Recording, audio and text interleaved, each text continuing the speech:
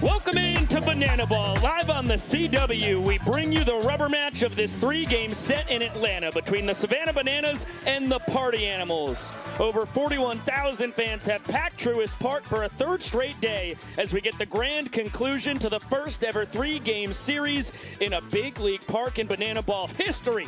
And what a fun pitching matchup we have today. Drew Gillespie gets his first start since 2023, while Connor Harris gets the first start of his Bananaball career. Where else would you rather be than with us in virtual Banana Land as we get to experience this historic battle together live and in living color? Thank goodness for modern technology. Thank goodness for Bananaball. Thank goodness for my wonderful broadcast partners.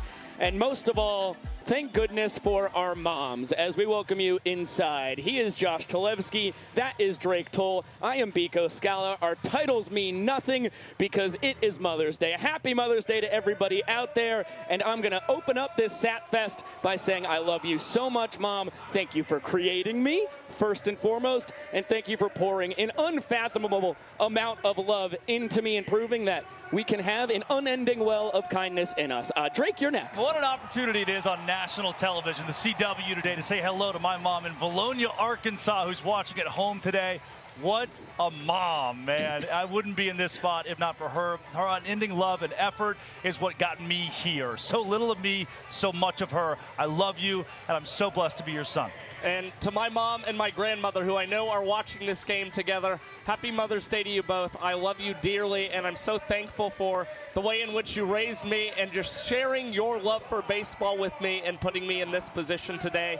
And I'm grateful I got to go to so many games with you guys here in this ballpark. So happy Mother's Day, y'all. And what a special Mother's Day that we get to broadcast Bananaball, the rubber match of this three-game series. Let's take a look at what happened across the last two nights because it's been a fantastic one. We'll open it up Friday night as the Party Animals opened up the scoring early. TJ Reeves clutch with 2 outs, his first career walk-off to put the Animals up 1-0. Yeah, Friday was a get-right contest for the Party Animals after they lost 2 out of 3 in Las Vegas the weekend prior to the Loco Beach Coconuts.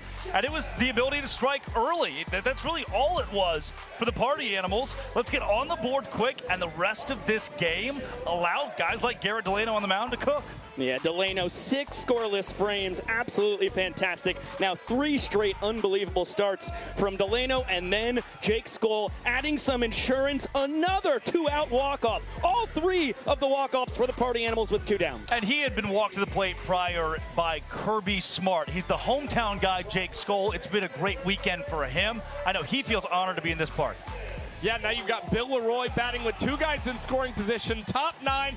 Party Animals able to hang on and get the W thanks to Tanner Thomas's catch in foul territory. An impressive win for the Party Animals, especially considering the Bananas' only point came via the equalizer point. That wasn't the case on night 2. Robert Anthony Cruz opened up the scoring with his team leading 4th home run for the Nanners. Jump-started a 3-run first inning, which was capped off by one of the wilder rack flips you will ever see. I mean, what are you going to do? You're the Party Animals sitting in the dugout, early deficit, and plays like that are scoring you. Well, you're at least going to tie it up early and try to give yourself a shot. But Max Young-Goldberg, what a series he is having. He's reached in 4 out of his 5 plate appearances. The captain, Bill Leroy, scoring on the single. Fired up coming in, but the inning-tying run at third. Cox trick play. Ziggy double trick play as the Nanners jump ahead 3-1. And that came with the guy at third base. If Ziggy misses the trick play, it's a tied inning, and the Party Animals would have negated that Bananas point. Meanwhile, they got the point back. Tanner Thomas, a big walk-up 2-run bomb. Here's where the equalizer became so key. The Bananas would get an extra point as the visiting team who had more trick plays going into the final inning. Jake Skoll walked off the 8th, but it was still a deficit. Here he comes again as the golden batter. Another chance for Scully. He got a good piece of this, but great positioning. Ty Jackson, LeBeau Jackson running up the wall out and right as the Nanners evened up the weekend. And take a look at what a weekend it's been. The first ever 9-game weekend in bananaball history. This is the grand conclusion. And feast your peepers on bananaball glory, folks. Yeah, it was a really awesome weekend overall. You sailed the Clowns and Tailgaters series already over, the same with the Coconuts and the Firefighters. And big weekends for those Tailgaters and Coconuts, each securing series wins. And 200,000 fans are represented by each of those different games. Combine them all together. That's how many folks got to see bananaball live this weekend. The growth of the sport is truly incredible. It all ends this afternoon. We get to see who is the victor of Atlanta. Much more pregame action right after this short break.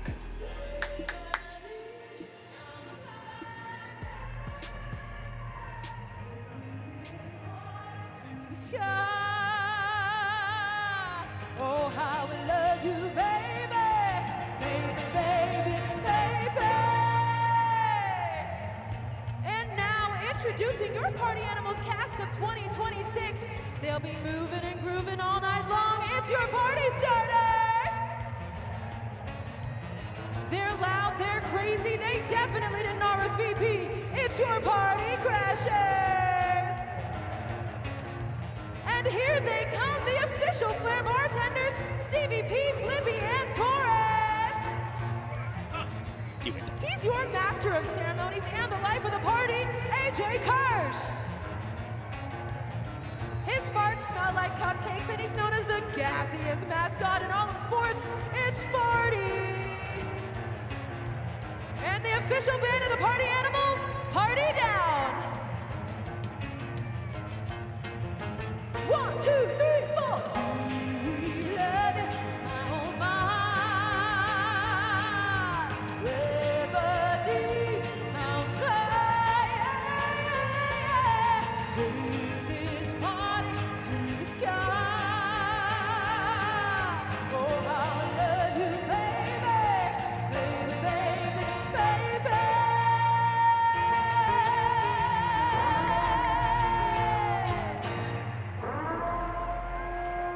Atlanta, Georgia, I need you on your feet. Direct your attention to center field. They're the wildest, craziest,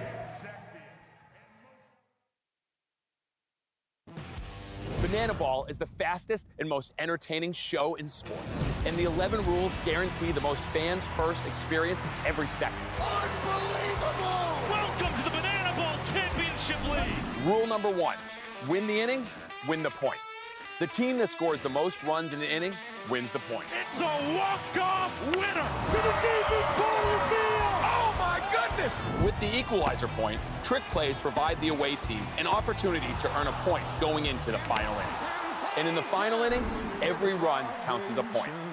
Rule number 2, Bananaball has a 2-hour time limit, guaranteeing that every game is fast-paced and action-packed. Rule number 3, no stepping out of the batter's box. If you do, it will result in a strike. Max stepped out of the box, and because he stepped out of the box, that's it! Rule number 4, no bunting, because bunting sucks. If you bunt, you'll be thrown out of the game. Rule number 5, batters can steal first base. Ball 3, Gideon taking off for first, throw from Leroy, in time! Rule number 6, there's no walks.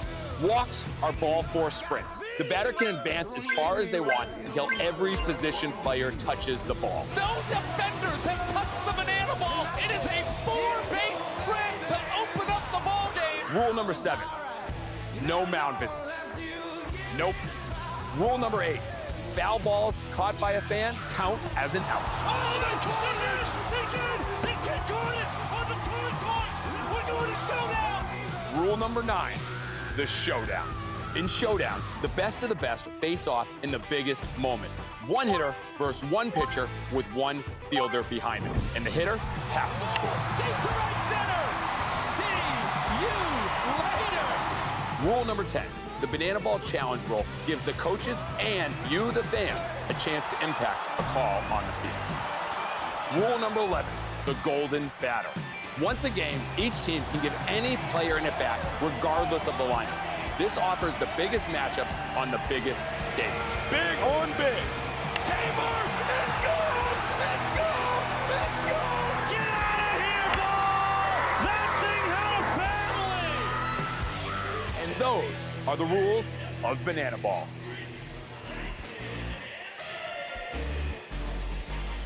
Let's zoom in on rule number 8. My personal favorite rule in bananaball: if a fan catches a foul ball, it's an out. Now, as you see on that second bullet, it has to be a clean catch to get an out in a game. And the folks in Atlanta have been fantastic back-to-back years. 4 foul outs to the fans across 2 games last year, and then already they've had 4 foul outs to the fans so far in this series. Yeah, we have seen 15 foul balls caught by fans here in Major League Parks this season. That accounts for 15 of 34 total in 2026. And you've seen the Bananas, surprisingly, the team that has been hit the hardest by the fan-caught foul balls, but they are playing in some of the biggest venues as well.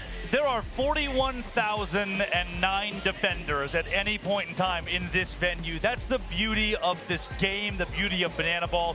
Each of these fans is incorporated in the action.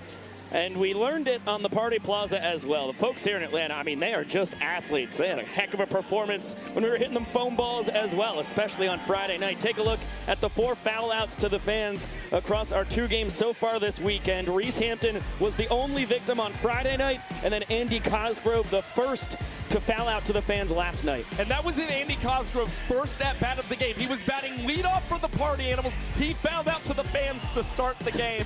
And you've also seen 2 fan-caught foul balls in the 8th innings in this series. So they're coming at really critical moments here in Atlanta. Yeah, the grade 8, Jackson Olsen, one of the stars of our sport, cut down by it. And with the wristbands flashing, nothing unflappable will stop that man from the 4th fan-caught foul ball in Atlanta. Poor Easton Parrish, the rookie, his 2nd foul out to the fans in 12 plate appearances in his first ever season. More pregame action after this.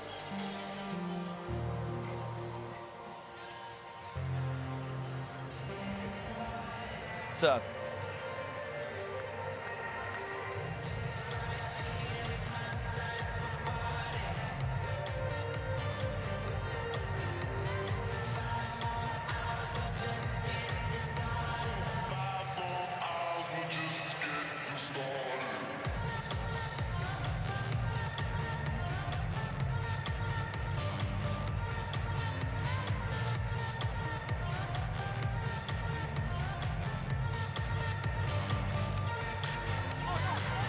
Give it up for the Party Animals!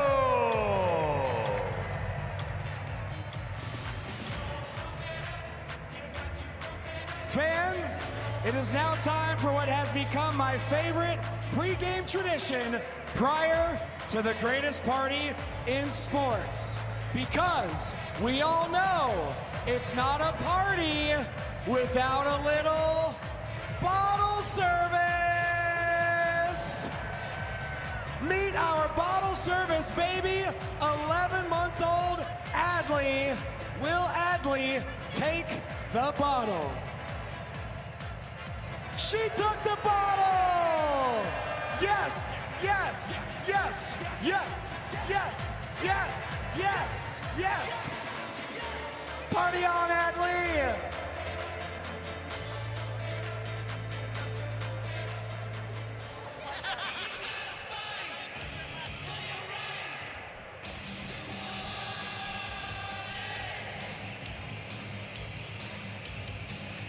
Fans, most ball games start off with a ceremonial first pitch.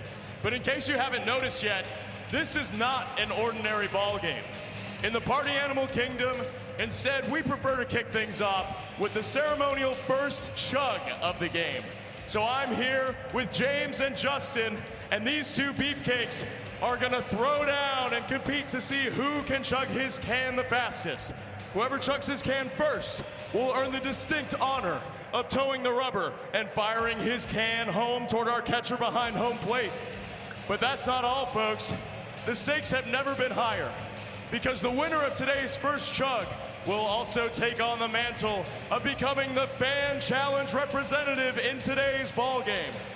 So before we get to chugging, just a quick reminder this is still a family-friendly show. So I'm not sure what these two studs were crushing out in the parking lot in the pre-party live.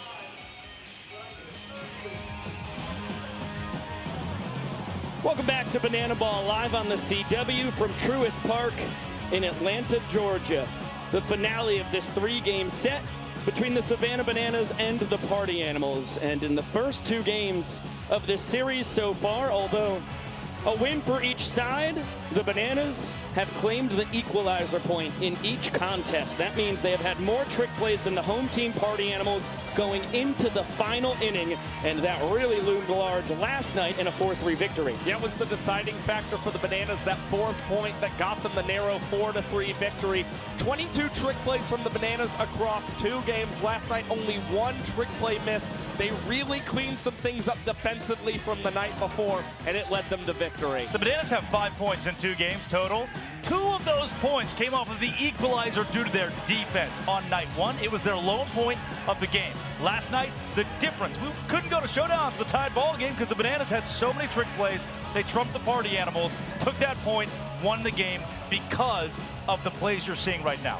And as you can see, it was hotly contested on night 1, and then the Bananas ran away with that equalizer point last night, ending up with 8 more trick plays than the Party Animals when all was said and done. And a big part of that is they also jumped out early in points, and you talked about it last night, Drake. Yeah. But when you're trailing in points and you're behind in trick plays, you have to tighten up your defense. It gets a lot harder to try and negate that equalizer. Absolutely. And let's look around the league at the different teams, the 6 in the Bananaball Championship League, and how they fare in trick play rate this season. This is trick plays per game. You see on the bottom, that explains further what we've been talking about as it pertains to the Savannah Bananas.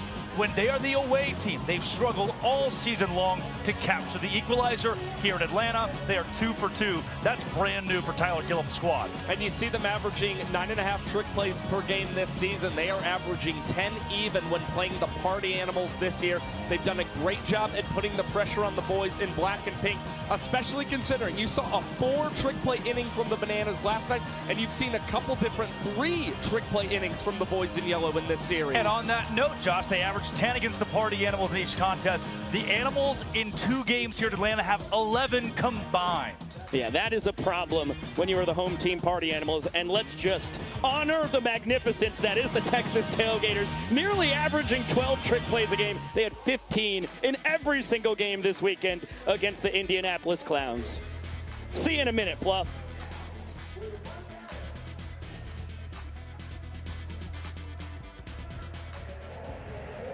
Tense from there. Rule number 4. There is no bunting in Bananaball. If you know why, say it with me, Atlanta. Because bunting sucks. If you bunt, you are thrown out of the game. Swing the bat, you coward. Rule number 5. Batters can steal first base. Rule number 6. There are no walks in Bananaball. Upon ball forward is what we call a ball 4 sprint, when the runner can advance as far as they want until all 9 fielders touch the ball. Rule number 7, batters may not step out of the batter's box. If they do, it's a strike. Rule number 8, no visits to the pitcher's mound. We keep the game moving, people. Rule number 9, the fan challenge rule. Once per game, Vincent, we've been through this. This rule is here to stay. Once per game, each team has an opportunity to challenge the umpire's ruling on the field, which means not only can your authority be challenged by the players, your authority can be challenged by the fans. Let's meet our fan challenge representative over on this side. Where are you at? Hold that sign up. I don't know where they are. He's your problem now, Vincent. He's your problem now. Rule number 10, and the most fans first rule of them all. Atlanta, I hope you brought your glove today, because if any of you cleanly catch a foul ball, it counts as an out. And the first fan caught foul ball will win themselves and their entire row.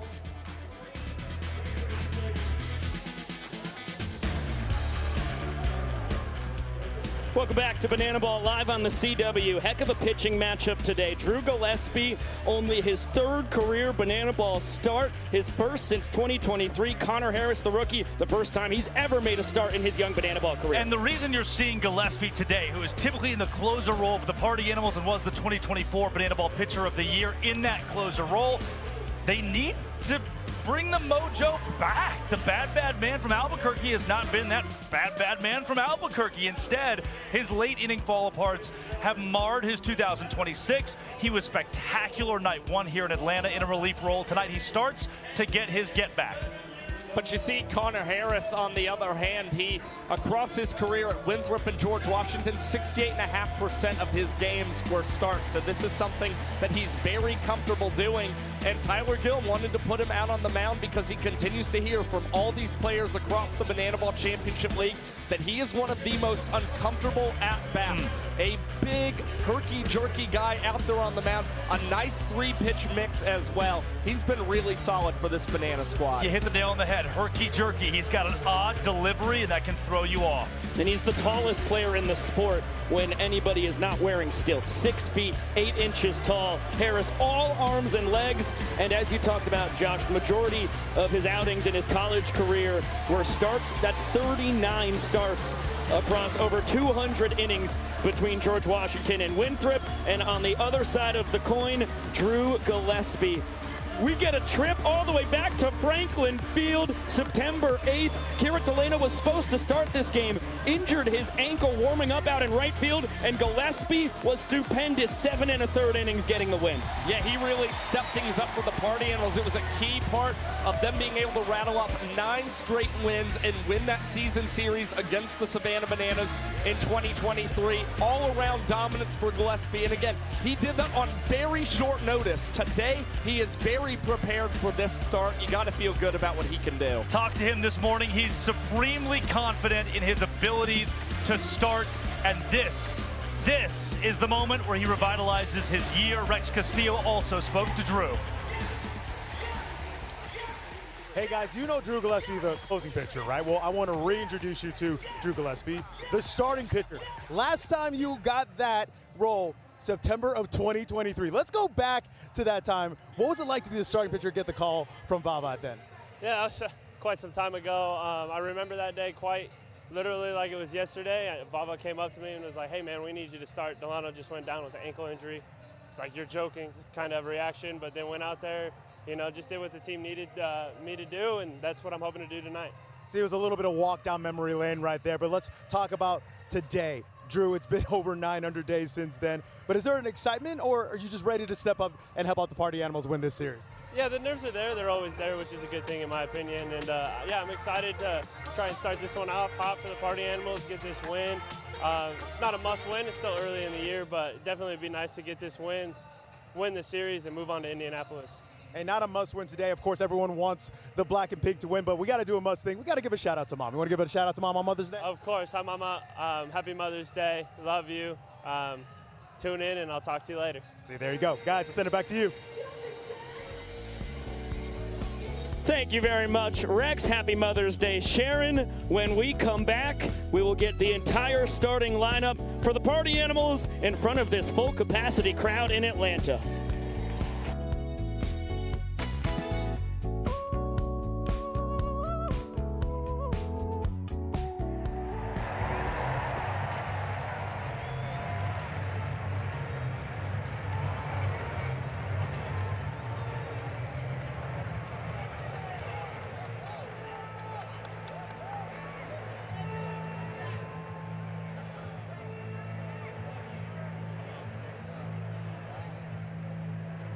Ladies, gentlemen, boys and girls, and partiers from around the world. Today, you and thousands of your friends here live, and thousands more watching at home, have gathered here to witness something beyond your wildest imaginations.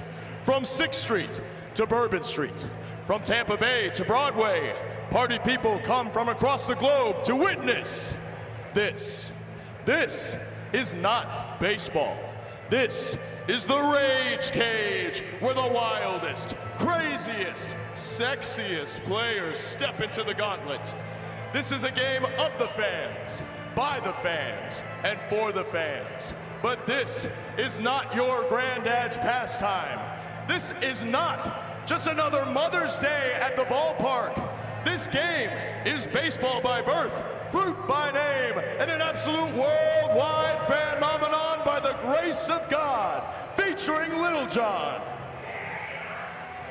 This is the time for all 40,000 fans here in Atlanta, Georgia, to get on your feet and give me your voices.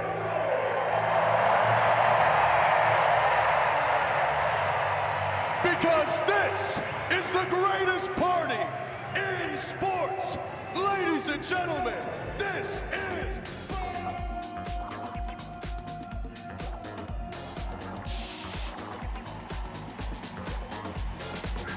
Now it's time to meet the starting lineup for the Party Animals.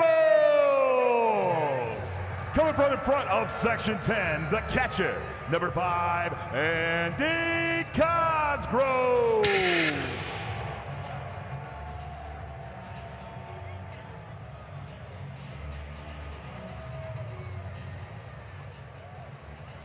On top of the drum under the Coca-Cola sign, the center fielder, number 6, Reese Hampton.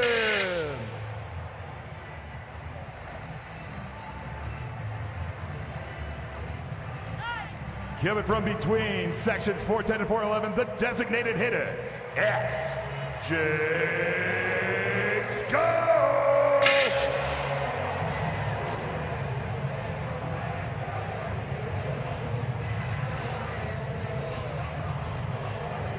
Coming from under the chop house sign in right field, today's right fielder, number 3, DJ Reed.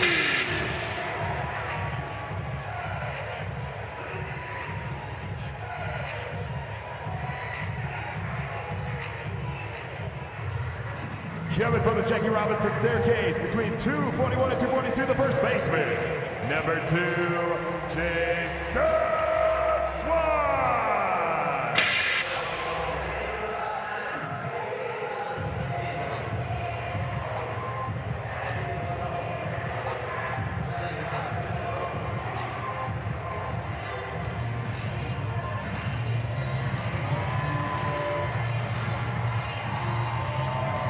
The shortstop, number 11, Chase Acuff.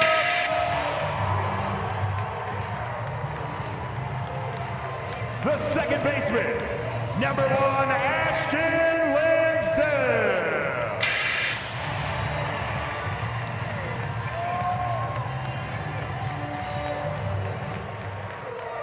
Coming from the concourse near section 100, the extra hitter, number 4, Tanner Thomas.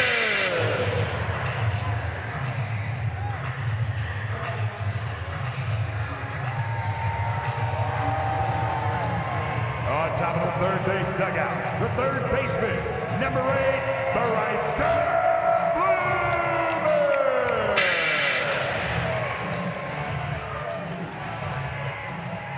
On top of the first base dugout, the left fielder, number 12, Noah Fisher.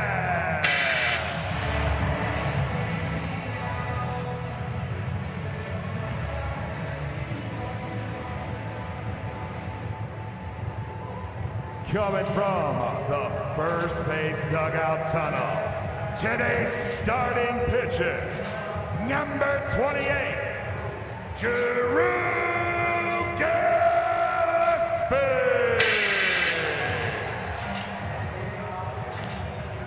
The head coach for the Party Animals is Mike. We are about 3 minutes Mason. away from first pitch when we come back. The Bananas starting lineup and the conclusion to this 3-game set.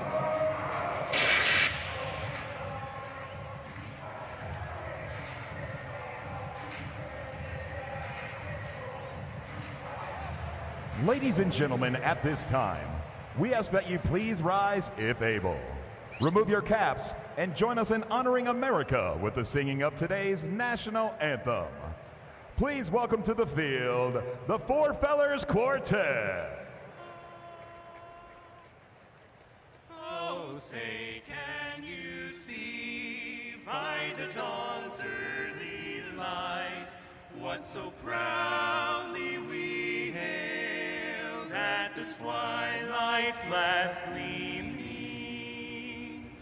whose broad stripes and bright stars through the perilous fight o'er the ramparts we watched were so gallantly streaming,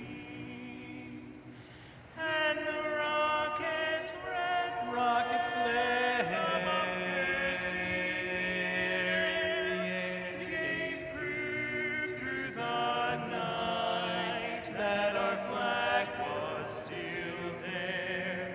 Oh, say does that star-spangled banner yet wave o'er the land of the free and the home of the brave. Atlanta, stay standing. Put your arm around the person to your right. Put your arm around the person to your left. We're starting this off with a big old swag, sir.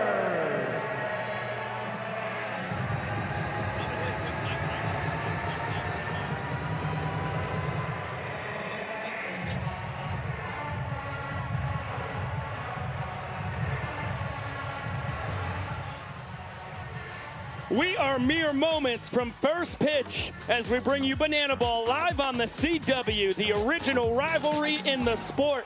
The 12-5 Savannah Bananas against the 7-11 Party Animals. An epic conclusion to a 9-game weekend as we welcome you back inside with Josh Gillespie, Drake Toll. I am Biko Scala. The scene is set. The series is on the line. 41,000 on hand right here, but I think the most important people are both in venue and at home. And the mothers, the grandmothers who made this whole thing happen. We wouldn't be here if not for the moms, right? And my grandma, my Mimi, is the biggest Party Animals fan in the world. That's who they're trying to win for today. Happy Mother's Day, Mimi. Josh, your thoughts on today's game? It's going to be a really thrilling contest. Exciting to see who wins this series so far. The Bananas and Party Animals 3-3 against each other, so they have been very even contests. But if the Bananas can earn yet another equalizer point in this series, they may have the upper hand today. And you know what? It wouldn't hurt to add on, besides Happy Mother's Day to my mom, Happy Mother's Day to my grandmothers, to my mother-in-law, to my host mom, to my stepmom. Got them all. Check those boxes. Heck yeah. What a day. I'm blessed to have a lot of moms. Let's take a look at the defense for the Party Animals. Left to right in their outfield, Noah Fisher, Reese Hampton, John Howard, Bobo, who's the designated fielder. Third to first in the infield, it's Bryson Bloomer, Chase Acuff, Ashton Lansdale getting her first start of the series, then Jason Swan. Andy Cosgrove is the catcher. And those numbers you see are trick plays. The Party Animals have lost the equalizer point the last 2 days. They need it today to get back in the momentum category as far as the equalizer goes and try to win this ball game. Yeah, they need to especially lean on Chase Acuff, 8th in the Banana Ball Championship League in trick plays, and Jason Swan, he has a trick play in 6 of his last 7 games for the Animals. And in the middle of it all, as Drake loves to say, the bad man from Albuquerque, New Mexico, Drew Gillespie, here in his 4th World Tour, the 2024 Banana Ball Pitcher of the Year, one of the best arms in the history of the sport, and boy, was he fantastic. In the only 2 starts he's had in his Banana Ball career, they came in 2023. And you see in these 2 career starts for Gillespie, the earned run average below 1 for him. He has worked awfully quick on the pitcher's mound as well, averaging 3 outs in 3 minutes and 32 seconds in this span. And you see just complete control of that strike zone. 12 strikeouts compared to just 4 ball 4 sprints. And he has slept since he started his last game. So don't expect him to go 5, 6, 7 innings deep, but expect him to be very efficient for 3 innings today. It's get a gander at the Bananas starting lineup. DR Meadows back at the top for a second straight game. Then Robert Anthony Cruz, Dan Oberst cleaning it up, Mr. Reese Alexiadis, followed by Kyle Jackson, Ryan Cox, Ty Jackson, Bryce Grizzaffi getting his second start of the year, then Jackson Olsen and Max Young-Goldberg. And you saw Robert Anthony Cruz launch his team-leading 4th home run last night for the Bananas. They continue to keep him up, elevated in this lineup. But Max Young-Goldberg has done such a good job at feeding the top half of this Bananas order. 3 ball 4 sprints last night and a single as well. We are about to get our first pitch, but before that, we must start the party. AJ Kirsch, you have the honor. AJ Kirsch. Hey, AJ, this looks like a crowd that's ready to start the party. Atlanta, the moment you have been waiting for has arrived. It is time to kick off the greatest party in sports. We're gonna count it down to start that patented banana ball 2-hour time limit clock. And instead of 0, I need each and every one of you to yell, "Start the party," as loud as you can. Here we go. 3, 2, 1. Showtime! Let's play banana ball in Atlanta. Oh my. For the first time in this sport's history, the Party Animals, the headline show, their cast, their crew, impressing 40,000 plus. DR Meadows wastes no time lining that one foul.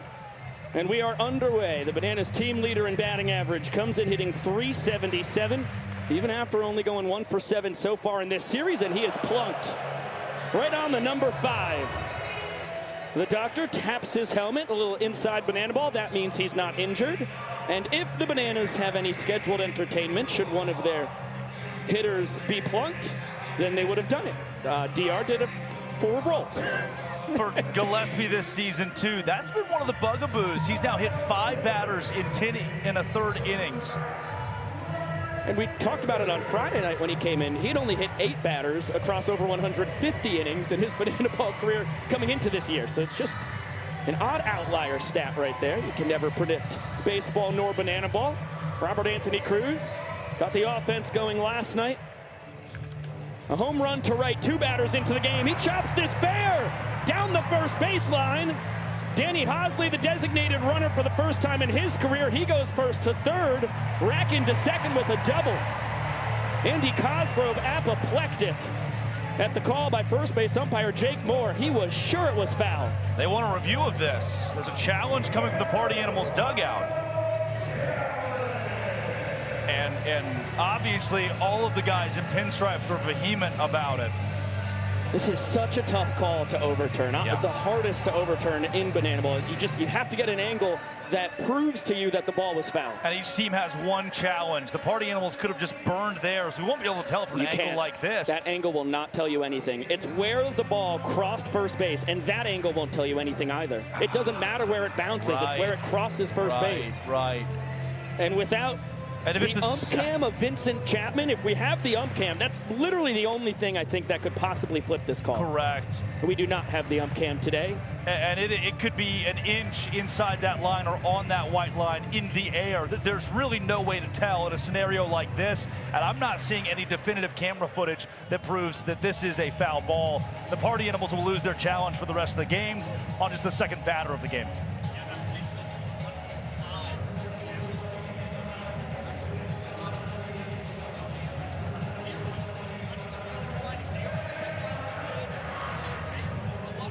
Yep.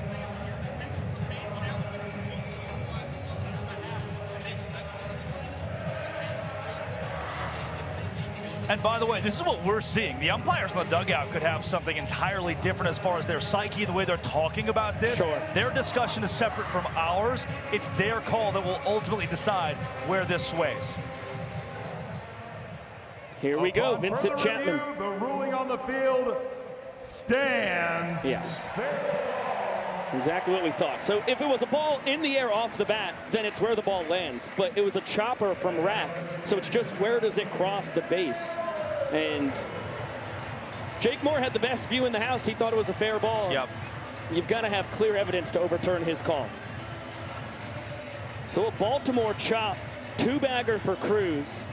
He's on second, Hosley on third, and the dangerous designated hitter, Dan Oberst, with a couple ducks on the pond and the infield drawn in. Trying to make it back-to-back games where the Bananas strike in the first inning. Fly ball deep out to right. That will easily score Hosley. John Howard Bobo makes the catch. Hosley comes home. Cruz follows him to third. Oberst does the job. The Bananas have a run.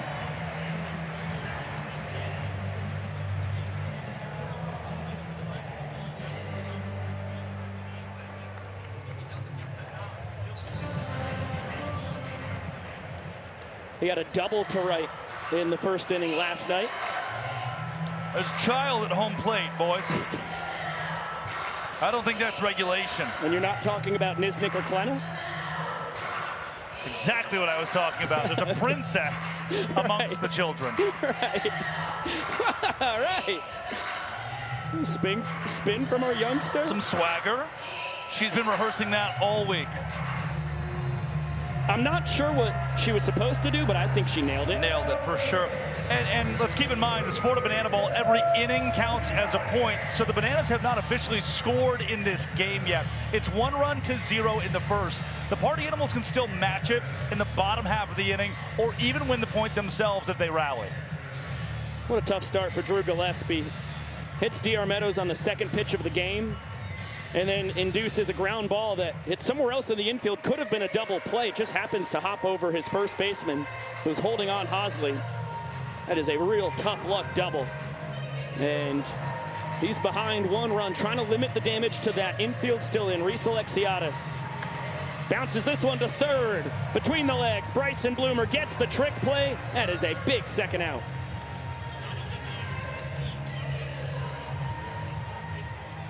Quick play as well if you're the Party Animals, and they are trying to stop that equalizer point any way they can today. Excellent play from Bloomer, who had the night off last night. Kyle Jackson with 2 down and Rack still on third base.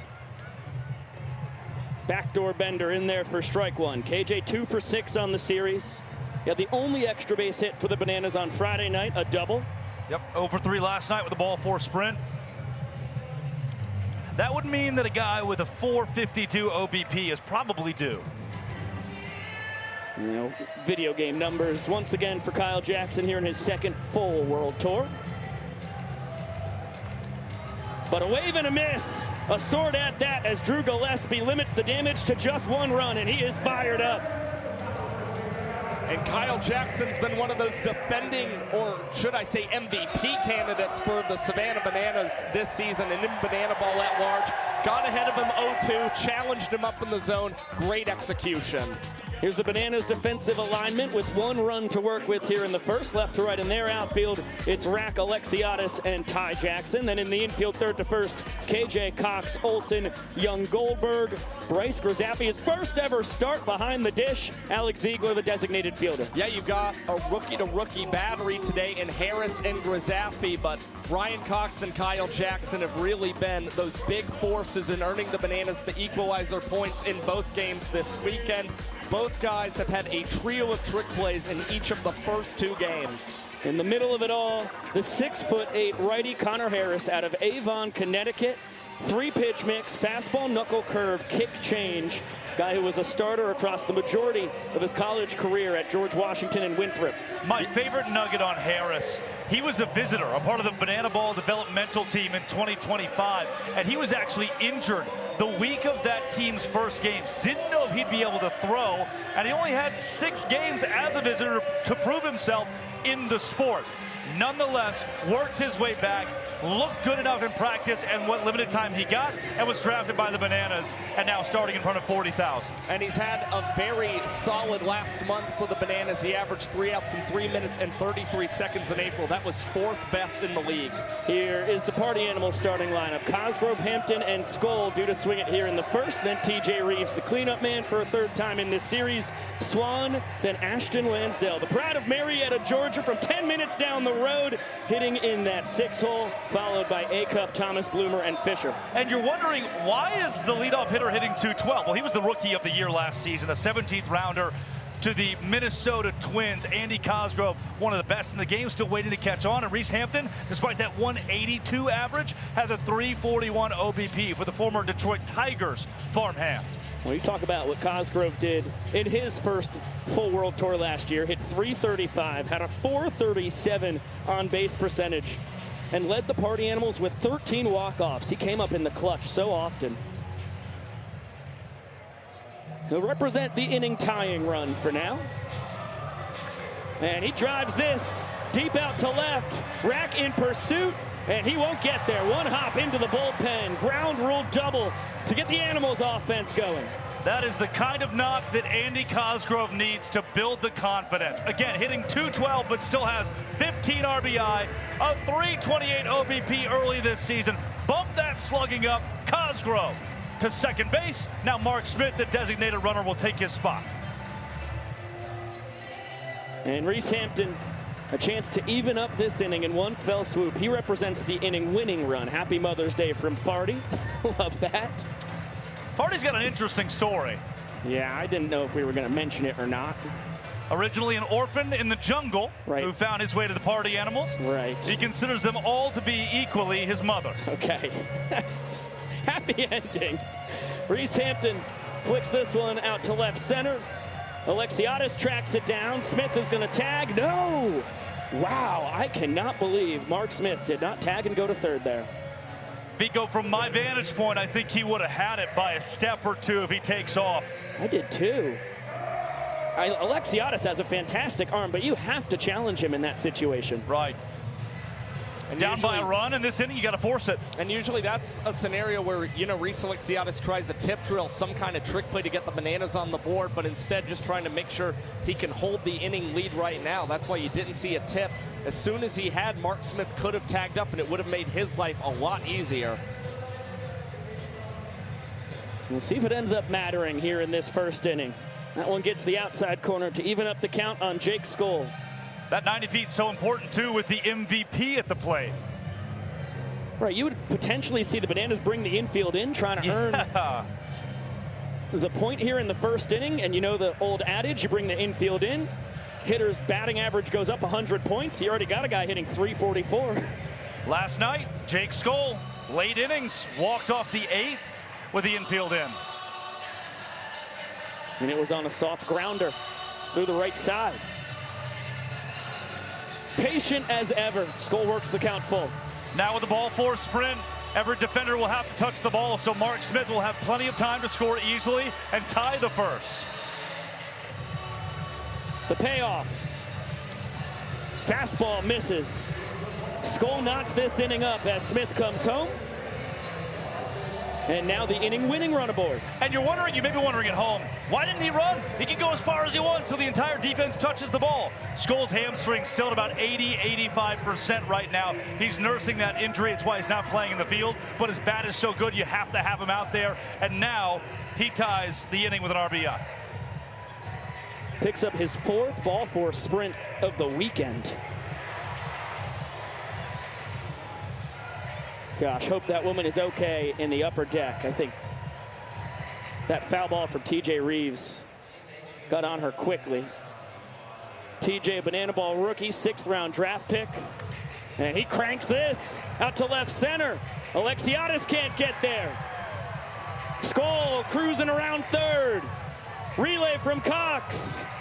Late, and the Party Animals are up for 2 runs, flipping the script on the first. 85%, who needs a hamstring? Jake Skoll, the hustle play off the bat of the rookie TJ Reeves. The Party Animals get after Connor Harris quickly. Picked up his first career walk-off on Friday night.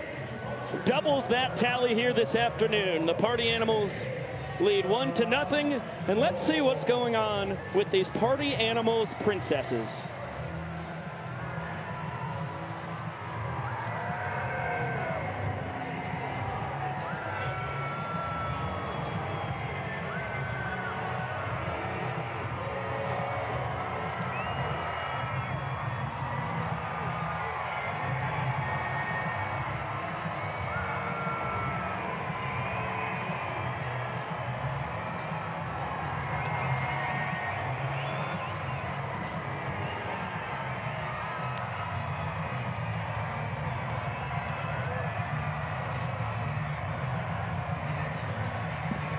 And that was Party Animals Princesses. Interesting. Are the princesses in the room with us right now? Nope. They're in the stadium with us, but I see no princesses in here, just Chad and Jay Rich. Yeah, you got some awesome beauty shots, though, of fans all the way up in the 400s, down to the 100s and on the field. This atmosphere has turned black and pink. Still a healthy dose of Savannah Bananas jerseys with the Party Animals hosting their own MLB stadium for the first time ever. And it's been a great weekend of shows. And how about the offense? Picking up Drew Gillespie, who bared down, had a tough luck run against him in the first. But he had a runner on third with one out and stranded him there. As Ryan Cox puts a charge into this, deep out to right. Bobo there for the first out here in the top of the second. And I understand for Bobo it's a tough play, but without a trick play right there, you start to think about the opportunities you may be squandering. You don't want to force the issue too much. But with the Bananas winning the equalizer the last 2 days, you need as many as you can get wherever you can get them. Well, you saw John Howard Bobo, his first step was actually in when Cox lined that one out to right field. That made things tricky for him. Now Bobo gets another opportunity, and there you see the trick play from the Party Animals designated fielder. Had the right beat on that one off the bat of Ty Jackson, and now the Animals with 2 to the Bananas 0. That's the first trick play in the career of John Howard Bobo. Tip drill made it look easy. An entertainment player, a rapper. Bobo on the team to showcase his entertainment skills. Turns out, great outfielder.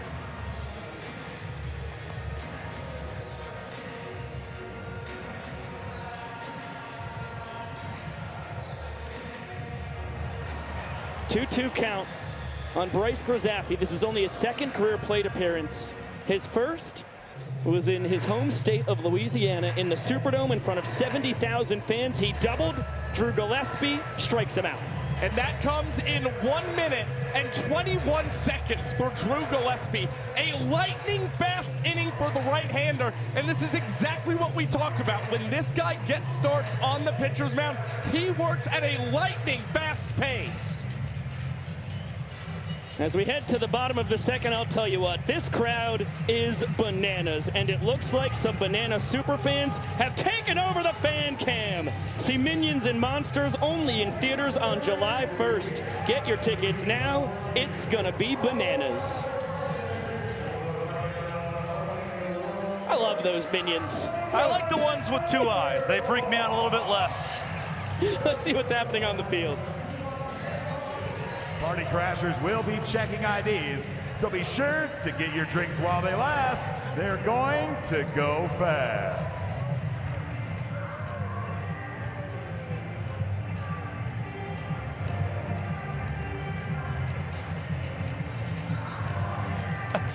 To be very clear, that is a promotion. That's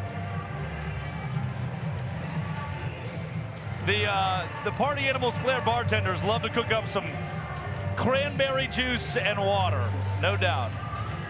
I love watered down cranberry juice. That sign is actually specifically used for the baby DJ that walks out for the Animals pregame. Right. He represents the first era of the game and is obviously under 21 years old. He is a baby, and that sign has made its way to the upper decks. One of our core principles, relentlessly resourceful. Correct. Found another use for it. Correct. We only have 7 Sharpies amongst all of us. Barrel. Jason Swan, first pitch he sees, shot out of a cannon, out to right center. Alexiadis goes between the legs, can't get the trick play though. Swanee a double, his first hit of the series. It was only a matter of time. Right, Swan had a really tough night the last 2 here in Atlanta, yet his OBP still sitting at 429. You said it, only a matter of time. The double there for one of the most practiced hitters in the entire sport. Yeah, it was previously 0 for 7. Now all 3 hits for the Animals have been barreled today. Yep. Ashton Lansdowne. How cool is this? With her mother in her home state, 10 minutes away from her home city, at a specialty walk-up.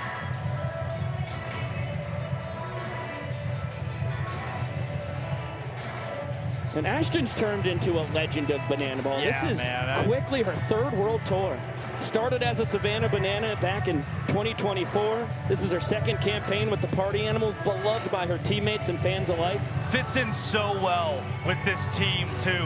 She's almost hidden in the best way, in that she fits into the point where you're watching everybody out there hacky-sacking, there she is, in the middle of it. Where's Ashton? She's somewhere where the rest of the black and pink reside at all times. Some new players try to do too much, some do too little, some fit perfectly. She's exactly that. And talked about it an inning ago, it bears repeating. She's from Marietta, Georgia. Her house is literally 10 minutes from Truist Park. This is as special as could be. She's had over 50 members of her friends and family here in Truist Park across the weekend. Now she gets her first plate appearance. Big cut and a miss. Ashton, 7 plate appearances this year, 0 for 5 so far, but 2 ball, 4 sprints earned. Quickly behind 0-2.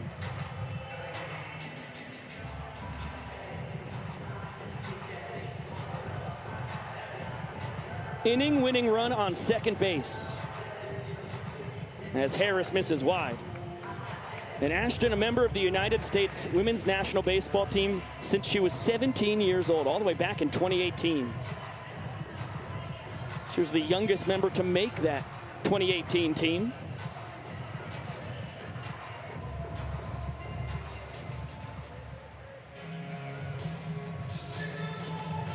And she's worked from 0-2 to 3-2. Such a professional hitter. Ball 4 will win the inning for the Party Animals. Wow, what a battle. 6'8" versus 5'6". Ashton Lansdell has not backed down. 7th pitch of the battle. Ball 4, Ashton Lansdell earns her first walk-off of the year here in her hometown as the Animals are up 2-0. That is special stuff for Ashton Lansdell. All of her Party Animals teammates coming out to celebrate with her.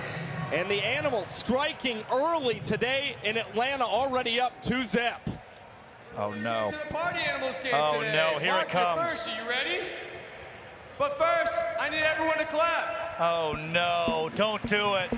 I've seen how this ends. I'm sorry, Mark I have Smith. a friend named Mark. Mark is my friend. Get up Why's and Mark dance, got a dirty diaper? Mark. Get up and dance, Mark. Get up I and love his dance, dance. Mark. Mark, you can't sit down. I have a friend named Pete. Mark, sit down! Pete is my friend. Get up and dance, Pete. It gets me every time. Pete. It's like I'm watching a Party movie Animals live. have It's incredible. It's pretty simple. All Mark has to do is listen to the directions. Another look at the walk-off sprint from Ashton Lansdell.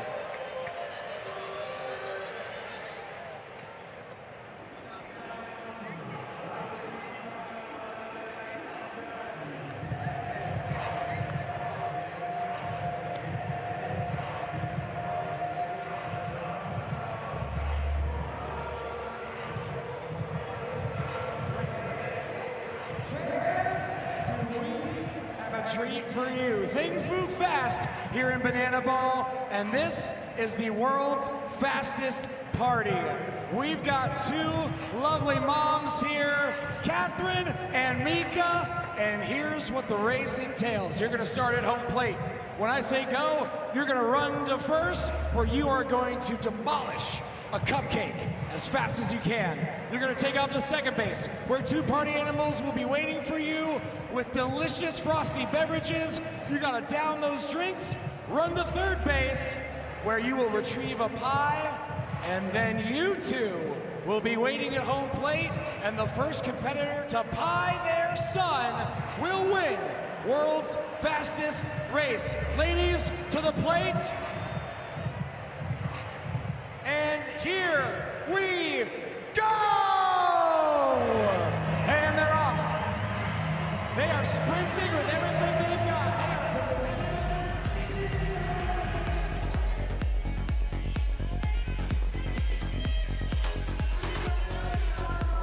Banana Ball on the CW is brought to you by PNC Bank. Brilliantly boring since 1865. 2 innings in the books. Party Animals up 2-0. Pile clock. You know, my grandmother spent all morning making those pies. Tony Burrows should be incensed. Instant replay of pies to the face with scubas to follow. And our homemade whipped cream too. Yeah. Right. Now most of her you just gotta respect that. Most of her pies are just whipped cream from the dollar store, but the love and care, the stirring all morning. Mimi? They were cracking down on one her, and the same. High fly ball deep out to right center. And Reese Hampton behind the back to take care of Jackson Olsen. He continues to go behind the back with elite success here in Truist Park. Reese Hampton is incredibly confident when it comes to that trick play. That's the 3rd time he's done it in this series for the Party Animals. And now they're out to a commanding lead in the trick plays, and you say that especially considering the Bananas have only gotten 1 out defensively today, so that has really helped the Party Animals when it comes to collecting these trick plays. And that's why the equalizer point is swayed the way it is. Yeah. It's why the home team cannot win a point via the equalizer, because typically the ABs can be skewed because of the walk-offs. Max Young-Goldberg has been the toughest out for either team in Atlanta this weekend. He's worked this count 2-2. He's 2 for 3 with 4 ball 4 sprints. Wow. Wow. Drew Gillespie scraping the inside corner for his 3rd K. And let's paint that picture a little bit more. Josh, you just hit the nail on the head. The Party Animals bats are so hot, the Bananas have gotten just 1 out, 1 opportunity. Meaning that visiting team, it can be tough to get trick plays. The home team's walking the thing off. Right, and the Party Animals put the pressure on the Bananas. They already had a guy in scoring position as Alexiadis made his catch in center field for that lone out. So didn't want to go for the trick play because he wanted to keep Smith from getting up to 3rd base. It has been a really tricky game so far for the Nanners. Yep. And the home team is always forced to get 3 outs in an inning. They'll always have more opportunities for trick plays. DR Meadows to his counterpart, Mr. Reese Hampton, tip to Bobo in the hat, double trick play. 3 trick play frame for the Party Animals, and Drew Gillespie with a 2nd consecutive sub 2-minute inning. 1 minute, 52 seconds for the righty. I said it at the top of the show. He may give you 3 solid innings. I'd now be surprised if they don't send him right back out there.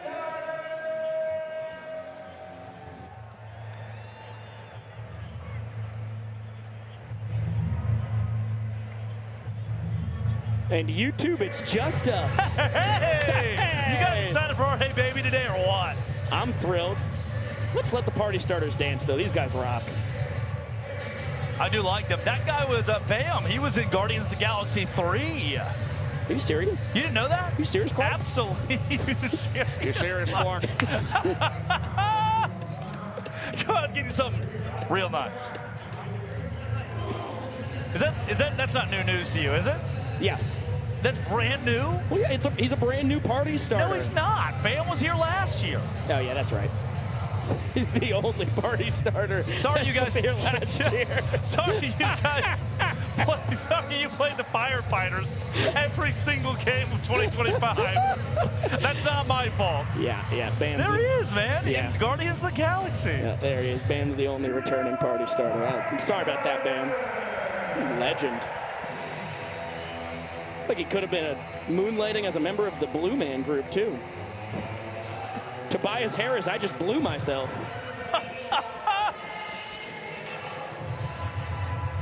And now we watch Chase Acuff and company wait for us to get back from our CW commercial. We'll be back soon, guys. Just hang tight. You don't exist for the folks on the CW. We're watching a commercial for like Zoloft or something.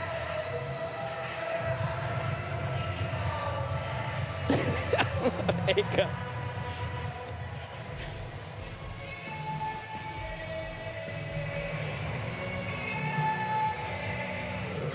We go to the bottom of the third inning. Connor Harris back out on the mound. Chase Acuff, first pitch he sees this afternoon, the 12-6 curveball for strike one. This is 7, 8, and 9 in the Party Animals order due to swing it. They have walked off the first and second innings. TJ Reeves and Ashton Lansdale, the authors.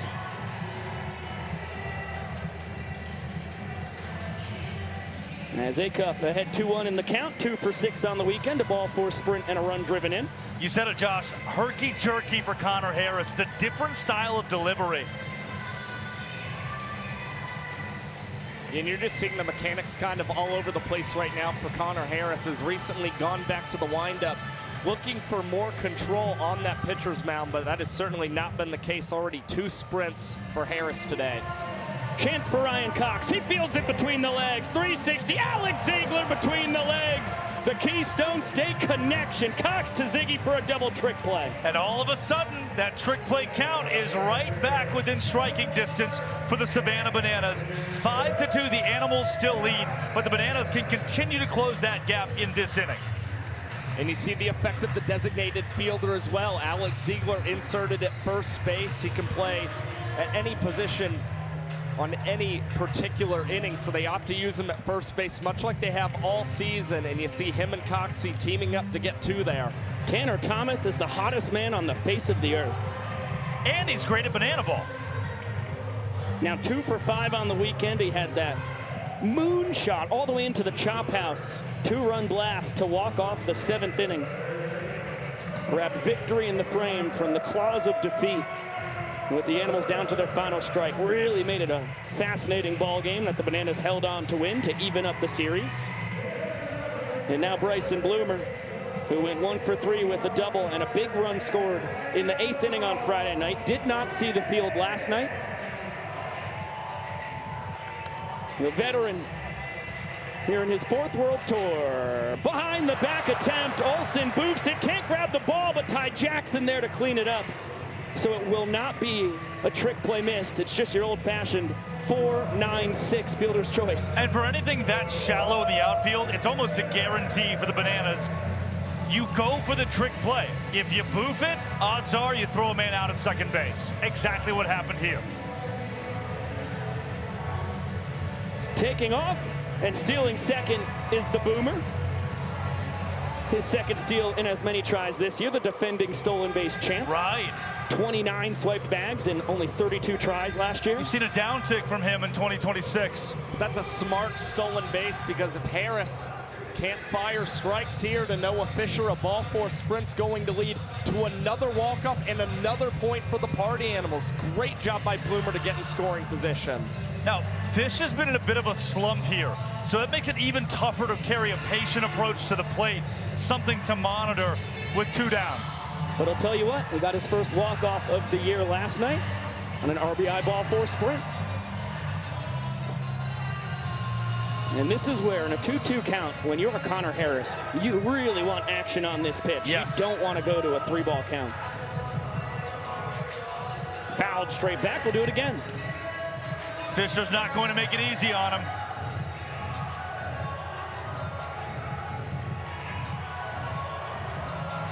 Party Animals looking for 3-inning wins in as many tries.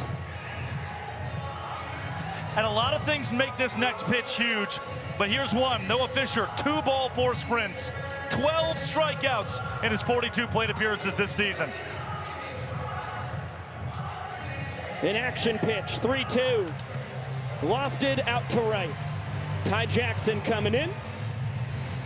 We'll catch it the old-fashioned way as Connor Harris puts up a 0 and keeps the deficit at just 2 for the Nanners. What is my grandpa doing on the field? Gramps? We should check that out. All right. I dare say that bananaball has the strongest fans in the world, and we are going to put that to the test right here today in the great city of Atlanta with a good old-fashioned bodybuilding contest where you have to decide who the winner is. Let's go ahead and meet our contestants. First, right over here, what is your name, my man? Lane. Lane, how old are you, buddy? 28. 28-year-old Lane. Let's see your best pose. Here we go. Oh, he's been working out. Strong, aligned with the right team, looking like a true party animal. That's Lane. Our next contestant, what's your name, my man? Bruce. Bruce, how old are you, buddy? 42. You're looking pretty good at 42. Let's show what a little experience can do. Oh, there's that tricep. Look at that side chest. My man has watched a little pumping iron in his day. Got the calf all engaged right here. And then, sir, what is your name? Mike. Hi, Mike. How old are you, Mike? About 6'7". Was not expecting that. 67 years old? Okay, go ahead, Mike. Oh, there it is.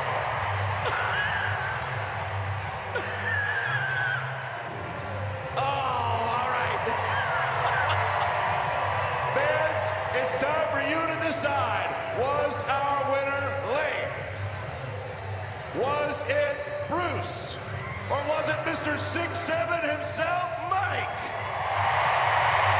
Give it up for Mike! Ithaca Community College, class of '82. Grandpa Mike, what a legend on the field. And that's your grandfather. Yeah, Grandpa Mike. Mike. Where'd they find that guy? He's not much for words, but his physique is incredible. I think he was wearing my go-to belt in high school. I remember that thing. Tell you what, man, Ithaca Community College, the Wampus Cats, they really produce them. The Wampus Cats. I wish. That's up in my neck of the woods. 2-0 on Robert Anthony Cruz. 2, 3, and 4 in the order for the Bananas as this one on a hop. Chase Acuff between the legs, over to Swan. Another trick play for the Party Animals. Drew Gillespie has retired 10 straight. Let's go behind the scenes, Biko. You and I just talked in the break. The Party Animals might let Gillespie, who is a closer by trade, go as far as he wants to in this game if he continues to look this consistent. 30 pitches? Oh! And Dan Oberst finds the 6-hole. As he's one to do. He had the sac fly in the first inning, now 1 for 1 on the game. And you see with Dan Oberst, a lot of these Bananas, just like Dan did right there, they have swung at the first pitch from Drew Gillespie. 5 of the first 13 batters have only seen 1 pitch in a plate appearance against Drew, who is now up to 30 innings all-time thrown in less than 2 minutes in his career with the 2 he's got today. That puts him second all-time. Reese Alexiadis skying this one to shallow center. Hampton, tip drill, Bobo saves the day and secures the trick play for Reese Lightning. John Howard Bobo, said it earlier, entertainment player. He was brought here to keep the crowd engaged, and it just so happens he's an A-plus outfielder. Full extension, saves that trick play for the Party Animals. The rookie looks great with the glove. Third trick play across the last 2 innings for Hampton. As KJ hacks at the first pitch. And this is Drew Gillespie at his best. He's going to force you into this because he pounds the zone. He's got a 5-pitch arsenal. You fall behind, he'll throw any pitch in any count. You don't want to end up in that hole. Loves to pitch to contact, and that's great for this sport. Contact equals trick plays. Strikeouts can be lengthy, and you lack trick plays there. Great take on the off speed by KJ, who is one of Gillespie's 3 strikeout victims this afternoon. And that was only the 6th punch out for Kyle Jackson on the year, evening up with his 6 ball 4 sprints earned. Great play, Andy Cosgrove. Get another look, keeping Oberst on first. Count even at 2-2.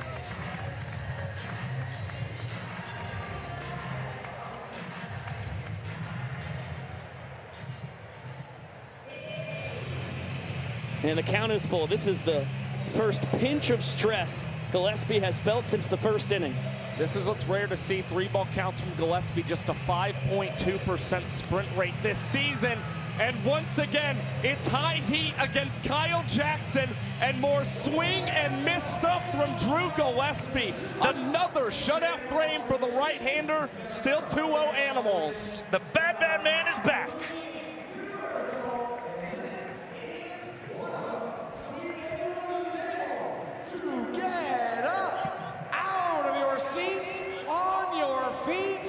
because it's time for Hey Baby. So let's get those hands up and let's get them clapping.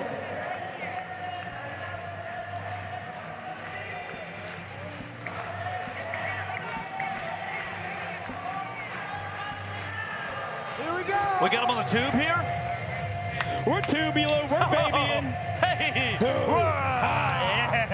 I want to know. I don't. Tonight's pants do not have a hole in them, so it's a little less fun. Yeah, I'm sorry about that, everybody, but welcome inside.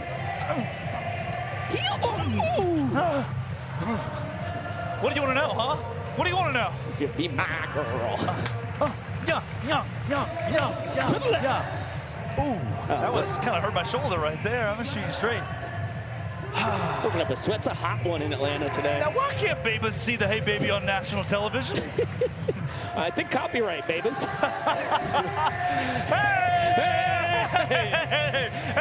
baby. Yeah. I want to know. Ow. You all right? You pull something? I actually got it good. Actually, not remember good. the scratch. Saturday, the NASCAR O'Reilly Auto Parts Series takes on the Monster Mile at Dover, where concrete, speed, and courage collide, and only the boldest drivers can try and tame it.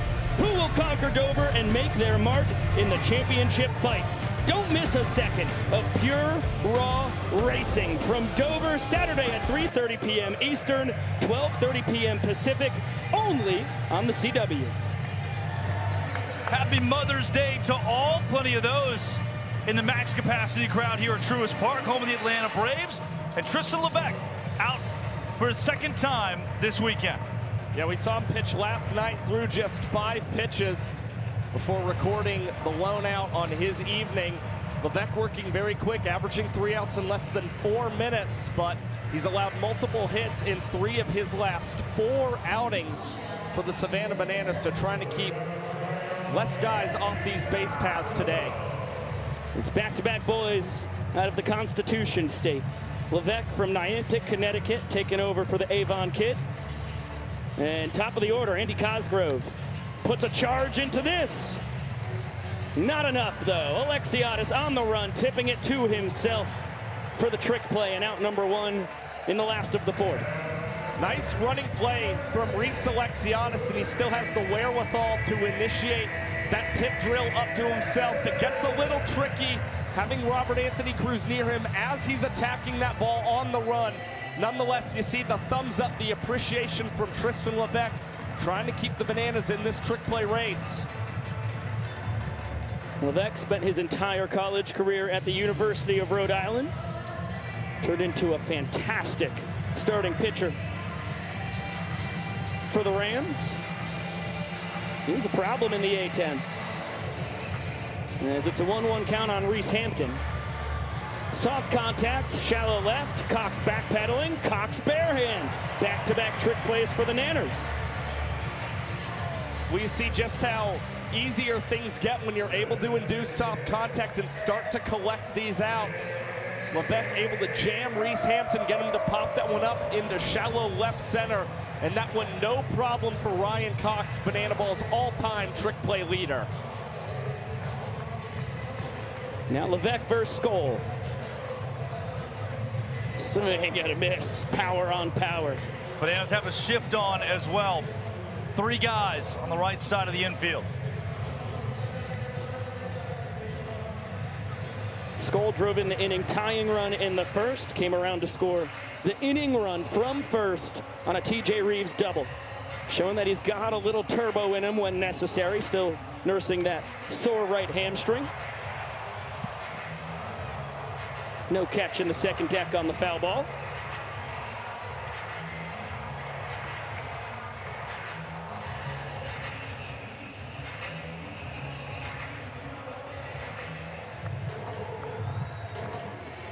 Did Skoll go around? Appeal to third? No.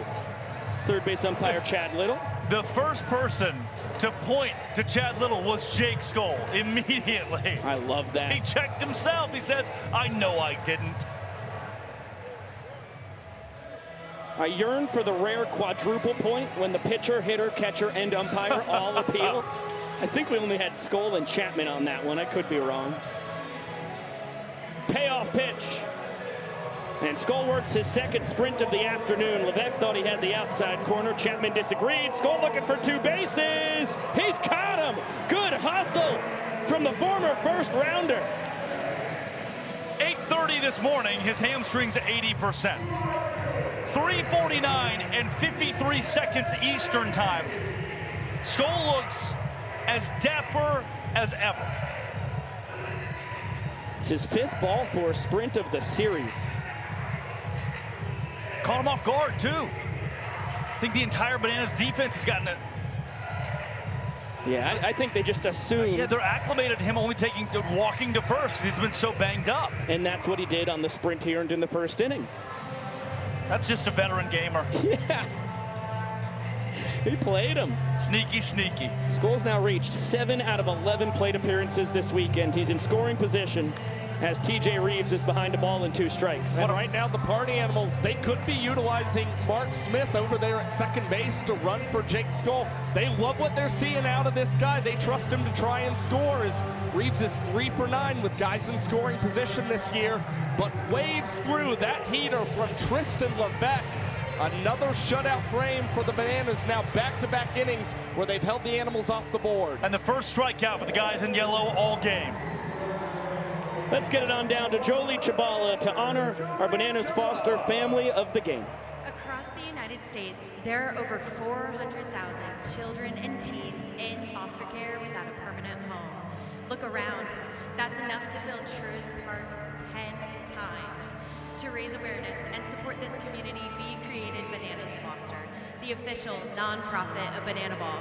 Our organization is dedicated to celebrating the foster care community while educating and inspiring others to get involved. Today, we are celebrating the Espino family. Kelly and Louise were inspired to provide a safe and loving home to children and teens experiencing foster care. They became licensed 10 years ago, have welcomed 14 children and teens into their home, and are currently parenting 7 kiddos. Fans, please welcome to the field the Espino family for making a difference right here in your community.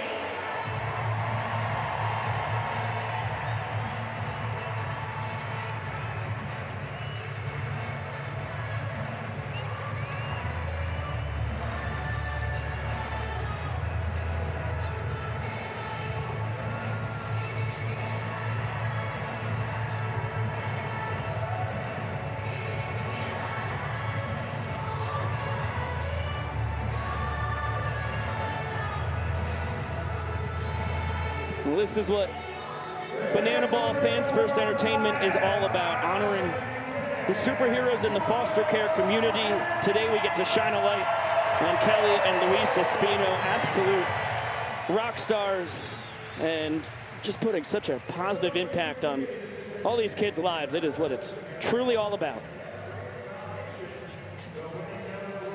And guess what? The bad man from Albuquerque, the closer, who started today for the first time since 2023, will come back onto the mound in the 5th inning. As incredible as he's been, take this into account, namely if he gets through this inning. He entered the game having pitched 10 1/3 innings all year long. He's about to log his 5th today. That just doesn't happen. I gotta be honest, I love Drew Gillespie's starter.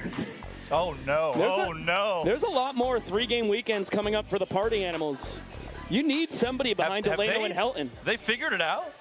Not yet. Well, I mean, in spring training, it wasn't like Mike Vivasas was completely ruling it out. There were kind of whispers that it was possible this scenario was going to happen for the guys in black and pink. And for all the struggles that have happened for Drew Gillespie for a lot of this 2026 season, the success has come against this Savannah Banana squad. They've only got 3 hits against him this season. That includes today. It looks like the Bananas are down on the field set up for a special moment. Ladies and gentlemen, now coming to bat for the Savannah Bananas. He is the 2020 ACM Male Artist of the Year. In 2025, he won 3 CMA Awards for Music Video of the Year, Single of the Year, and Song of the Year. Atlanta, Georgia, please welcome Riley Green!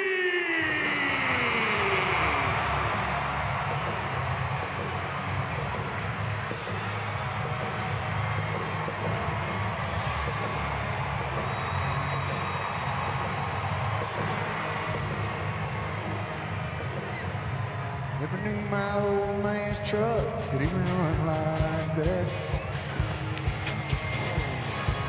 Should've known better than to take that old curve so fast. Daddy pulled up, I was down in the ditch, and he asked me why I did what I did. There was this girl, drink in her hand, shoot me less, get into trouble, friend. I ain't never seen something so fine. I was doing anything to make her mine. I was out of my mind. She was out of this world. There was this girl. Hey, there was this girl.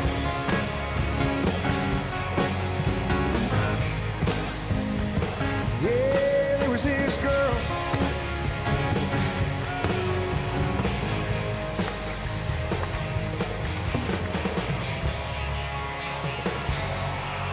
Atlanta, give it up As for incredible as that Riley! performance was, you heard the young professor. He's about to take an at-bat against Drew Gillespie. Riley Green pinch hits for Ryan Cox. Only in bananaball. Wow. I asked Drew pregame as Riley's team was rehearsing. I said, hey, man, if you face Riley Green, take it easy on him. And Drew's reaction was, oh, no, I love Riley Green.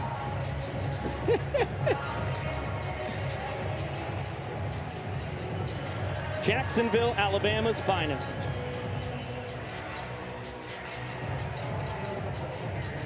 And he begins his bananaball career today. Bananas trail 2-0, looking for a spark. Can Riley Green provide it? That's a fastball for a strike. He takes BP in every city that he goes to, loves to post those videos. Good swing through another heater. Riley Green steps out of the box. Vincent Chapman is going to pretend he didn't see it. Right back up the middle. Riley Green. Backhand by Mike Ballard. No play. It's a single for the country music superstar. Are you kidding me? The Bananas can't hit Drew Gillespie today, but Riley Green sure can. That's just bonkers. Down 0-2. You see Green shorten up the swing just a little bit and dribble this one up the middle. Ballard tried to go behind the back with the transition and then just thought better of it. What a moment for Riley Green here in Truist Park. Let him run. I say let him run. I completely agree. Man earned himself those 90 feet. See if he can get some more. They're going to let him run. Oh, Adam Viron at first base. Does he want to put in Danny Hosley? I don't think they're going to let him run. A lot of deliberation. Riley was in the middle of it, too. I would guess Riley Green was fighting for his life on the base paths right there. Oh, my goodness. Did not win the war of words with Adam Viron. And this one back up the chute. Diving play. Acuff to second for one. Ballard over to first, not in time. But Acuff takes a hit away from Ty Jackson. Slap a star on that in your scorebook at home. Well, we talked so much about the trick plays from the Party Animals today, but Chase Acuff has some of the best range out of all the shortstops in bananaball. And a rather impressive arm, too. Doesn't get to flash it there, but a great feed to Mike Ballard at second base to get a big lead out. As now Bryce Grizappi hacks this one out of play behind home plate, and the fans unable to record an out. Boss man in the floral had it. Basket catch. Last second, pops out. And Souvenir City for those youngsters. Gillespie struck out swinging his first time, took his batting average in his banana ball career from 1,000 to 500. OBP still pretty good. It went from 1,000 to 500. There goes Ty. And no, foul ball. Wow. Gillespie did not swing, but the pitch got a piece of the bat. Pretty rare you see that. Another look. Oh yeah, he checked it. Yeah. I don't know if he went all the way around, but he definitely got a piece of it. No doubt.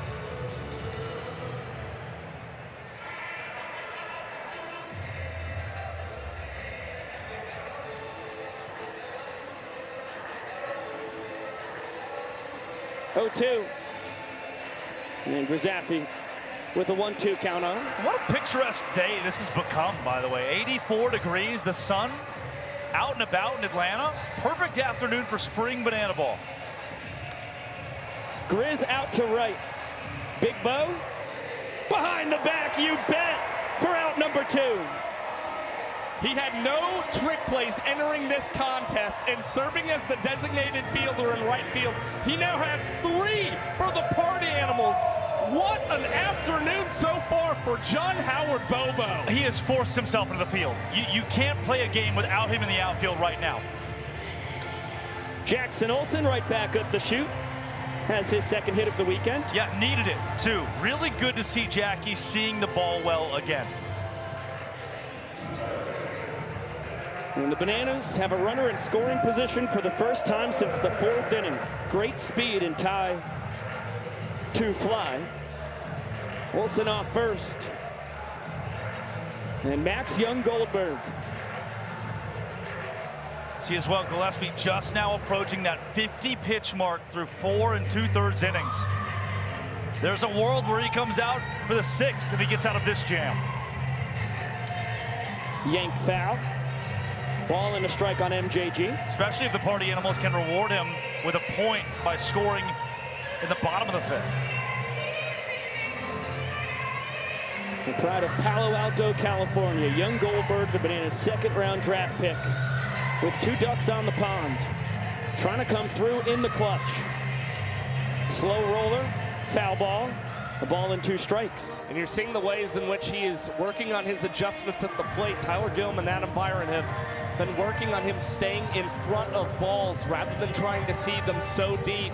And these last 2 pitches that Young-Goldberg seen from Gillespie out in front of him just a little too much. It's a front door fastball to strike Young-Goldberg out looking his first time. Gillespie goes to the heat but misses high.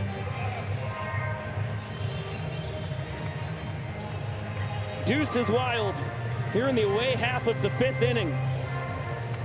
Bananas looking for a jolt. Count runs full. Have to have it. Yep, couldn't locate the changeup. What does he go to on the payoff? Fastball. Runners will be off on the pitch. You're right, and Young-Goldberg was ready for it. Out to right center field. Ty Jackson scores. Olsen getting the wave around. Relay from Ballard. Not in time. 2-run single for MJG. What a weekend for the rookie. It has been a killer weekend for Max Young-Goldberg. Had a run batted in last night. Now comes away with 2 here in the 5th inning for the Bananas. The first time they've scored multiple runs in an inning today. And that is crucial to them if they want to try and secure their first point of the ball game. And that was played really well by Bobo out in right center. Olsen off on the pitch, showing off the wheels as Meadows bounces that misplayed by Bloomer right under the glove. 3rd error of the year for Bryson Bloomer, and the inning is prolonged. Just thought he was getting more of a bounce, pulled the glove up. And if you're Gillespie, after you allowed a trio of hits already in this inning, it's on you to work back from that error. Yeah, that was the first defensive miscue by the Party Animals this afternoon. They had been sure-handed behind their usual closer. Here in his 3rd career start, he'd only given up 1 run across 15 1/3 innings in the previous 2. And he has seeded 3 so far, trying to limit the damage to just that, as it's a ball and a strike on Rack. And a little Baltimore hopper double over the head of Jason Swan down the right field line. Helped lead to the Bananas scoring 1 run in the first. The Party Animals responded in kind with 2 of their own to win the inning and claim the point. And now time is called. And Andy Cosgrove, I think, wants Casey Carlson, the Party Animals athletic trainer, to come out and check on Gillespie. Wow. Hey, Gillespie did not call time here. It was Cosgrove. There's no mound visits in Banana Ball, so it has to be the trainer coming out. And there goes Casey. Yep.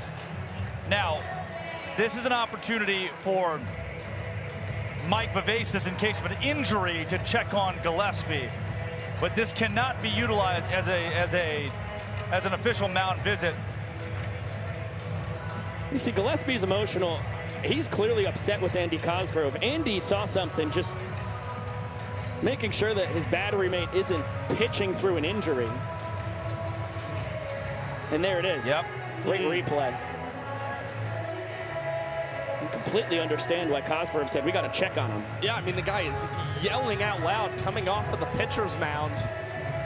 And now we'll see how Gillespie feels delivering this 1-1 that will miss Hyde Cruz. Remember, Gillespie missed some time in 2024 with injury late in that season. Right back to the heat to get back in the count. Been bitten by the lower body bug a couple of times.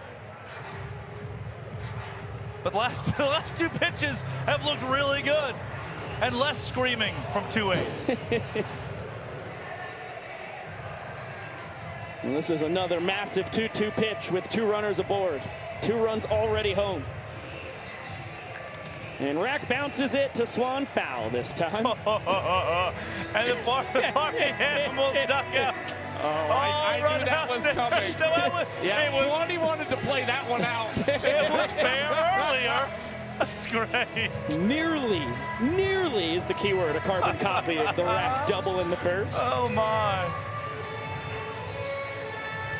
Swing and a miss. Beautiful bender from Gillespie. Drew Gillespie.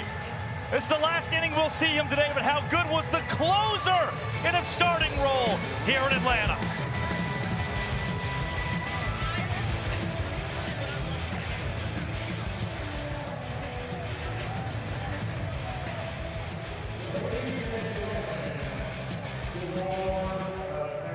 All you needed to start Riley was get Riley Green at the plate. What was it like? You've been in a lot of environments. What's Banana Ball been like for you? Well, this is awesome, man. I mean, it's different than any baseball game I've ever been to, and the atmosphere is awesome. It was exciting. I'm glad I could put a bat on the ball.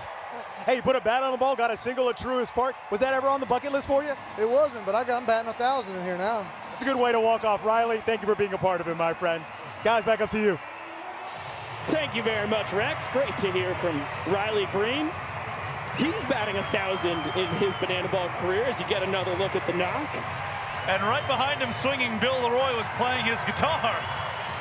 And to fill in for our friends here on the YouTube world, when I heard Riley Green was playing with us, I thought Detroit Tigers outfielder. It's like, what the heck's that guy doing? He's a back-to-back all-star. That feels like a conflict of interest here. He hit 36 homers last year. I didn't think his Banana Ball career would start in 2026. Then Biko said, country music. I haven't heard any country since Willie Nelson. Tyler Childers. Ah, Childers, yeah. But, you know, what even is his music? I don't know if he knows. Country, folk, rock. Down Under is forever and a day. I've been saying that since we got to see him in Queens, New York. Was that last September? That tennis court. Yeah. A tremendous concert for anybody who's wondering, should I see Tyler Childers live? Yes, you should. Yep, especially if it's paid for. Oh, yeah. And the Ubers.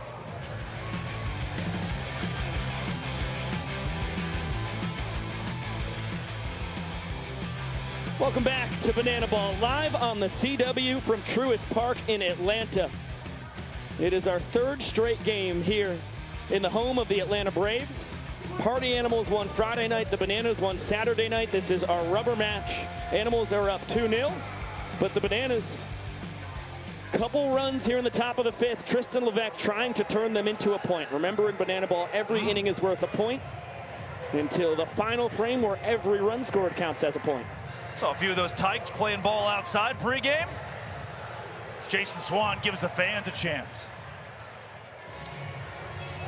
No catch. Swan, Ballard, and Acuff. 3 straight Floridians due to swing it here in the home half of the 5th. And for our 2nd year in Atlanta, I mean, this crowd knows bananaball. They're really starting to get the hang of it. And they have been such a treat to be around for these 3 days. First time either team has played a series, 3-game series that is, in a Major League Baseball stadium. Yeah, such a historic, special weekend we are having here. Can't thank the Atlanta Braves enough for letting us do it in their wonderful ballpark.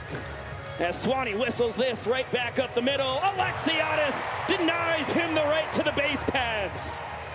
Super Reese, what a play. He has been all over the diamond today for the Savannah Bananas. Had a great snag on the run in the 1st inning. You saw the trick play in the 4th. And now a tremendous diving catch here in center field to Ron Swan of what would have been his 2nd knock today. Was that big bender from Levesque to jump ahead of Mike Ballard. Tristan, about 87 to 89 with the fastball. He will graze 90 at times, but he lives on control, a changeup, curveball, slider. He is just a typical crafty southpaw. And facing Ballard, who's entering this game for Ashton Lansdell into that 6 hole. We've talked about it all weekend. It always bears repeating. Mike Ballard has been a superstar here in his rookie campaign. I mean, just never even thought of swinging at that 1-2 breaking ball. Leading the Party Animals with his 17 runs driven in, hitting .346, OBP north of 400.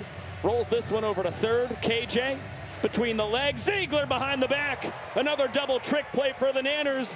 And they come closer now, within 2 of the Party Animals, hunting a 3rd straight equalizer point. They are really starting to creep up on the Party Animals. All of a sudden, 2 trick plays in each of the last 3 innings for the Savannah Bananas. And once again, that designated fielder, Alex Ziegler, at first base, playing such a pivotal role.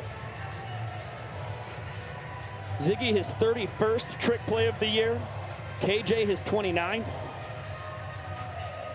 Phenomenal baseball and bananaball fielders manning the corner infield spots for the Bananas. As Acuff swats this out to right field.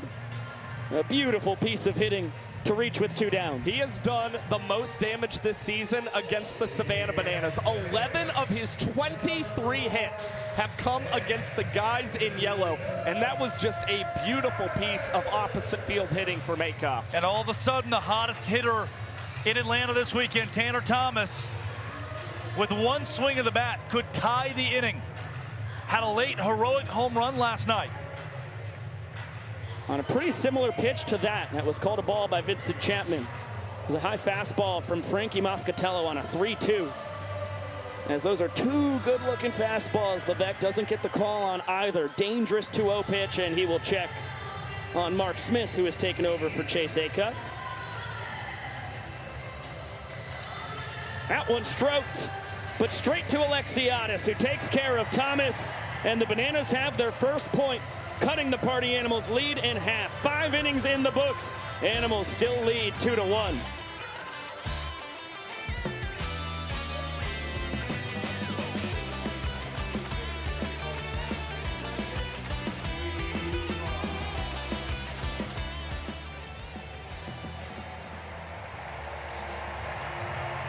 YouTube America,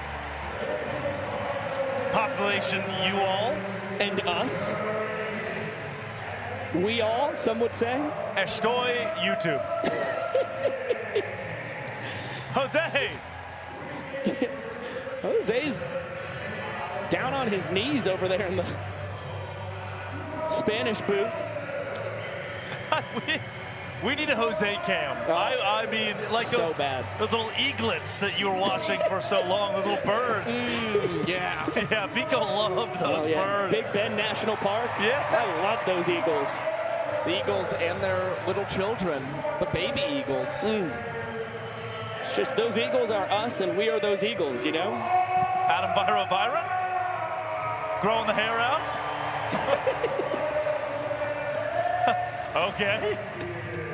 He's got the cheddar. Can I see Jose? Yeah! Oh my goodness! I did not lie. He has 3 chairs in that booth next to him. You see one, but he has 3 chairs that he could be utilizing. Oh my goodness!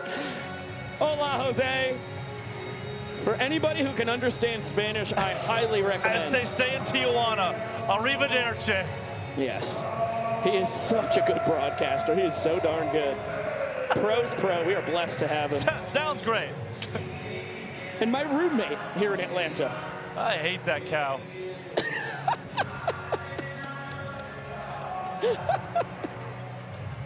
It haunts me.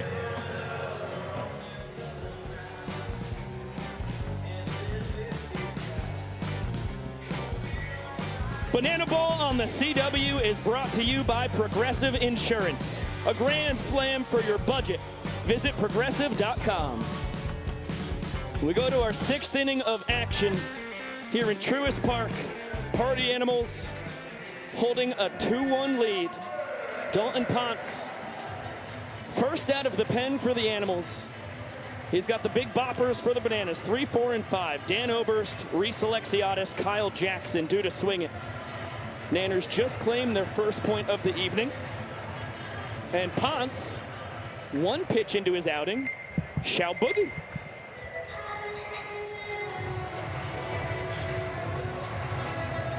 I tell you what, Acuff, Hampton, and Ballard are boogieing too.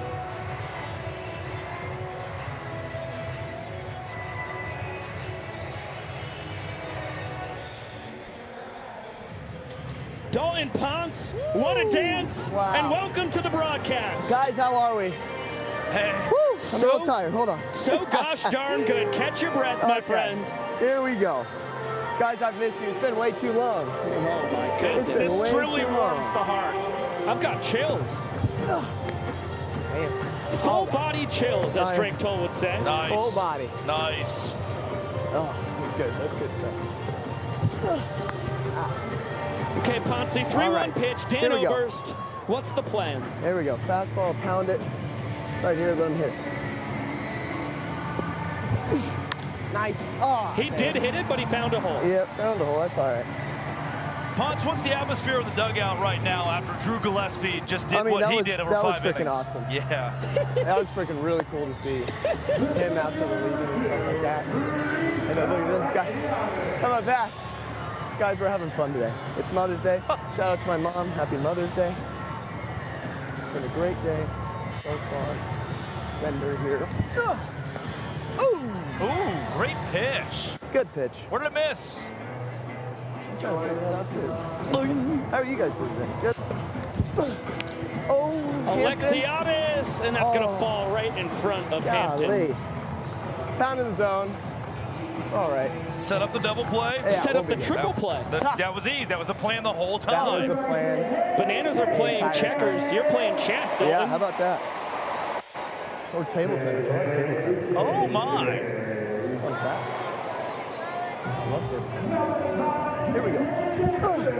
Yeah. Learned today for the first time, Dalton Ponce. That looked really good, Dalton. Yeah. I thought so, too. You're still learning at your old age, Drake? I'm learning about Dalton Ponce and his table tennis and his existence as a table tennis aficionado. Yeah. Pretty good looking pitch too, Dalton. Yep. Huh. Damn it. Well, that call I agreed with. Yeah, me too. All right, here we go. Back in the zone, boys. Here we go. Right through him. Yeah. Oh, yeah. Attaboy. There we go. Just imagine you're serving right across a ping pong table. Oh. I like that. Hot. I like that. Yeah. Oh, yeah. Wow. Oh, my gosh. No swing. Keep doing that. A little bit harder. Oh, my God.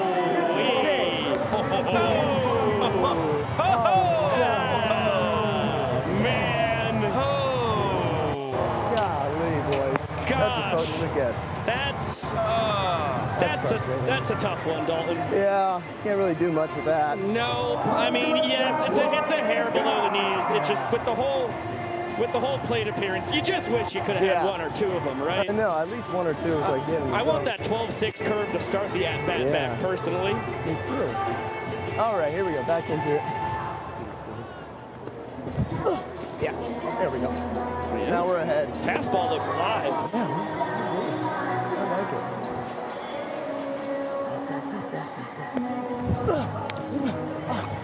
Ballard to the plate! Oh! What a play! Bang! Let's go, baby. Great play. Great play. Heck yeah. That's what I'm talking about. That's why you bring the infield in right there. There you go. There we go. They say hitters hit at 100 points worse on their batting average when the infield is in. Who says that? Me. When I make things up. Yeah. It's like I'm 102, right? Oh, now the double play. Oh, that's going to be hot. It's going to be good. Tough guy to double up in Ty Jackson. Yeah, it's going to happen right now, though. Oh, that's a fun thing. Yep. Hosley's off. Cosgrove throwing through. Yeah! Nice scoop and tag. Ballard apoplectic. At the call for Bryson Bloomer. Hosley just all over you. Wow. Hosley gave him the business. He's safe on the replay. Yeah. Yeah.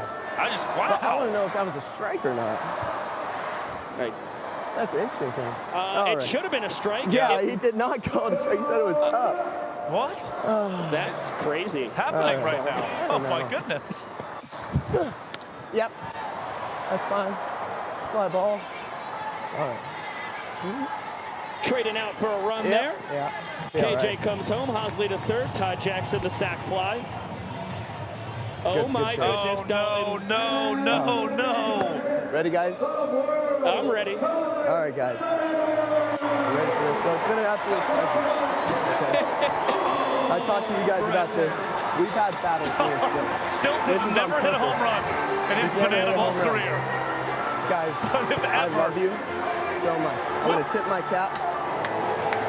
I'm going to tip my cap to him. Is this your most prolific rival, Popsy? This is. I'm going to tip my cap to him. I'm going to give it to Chase. Yep, there he goes. Oh, my goodness.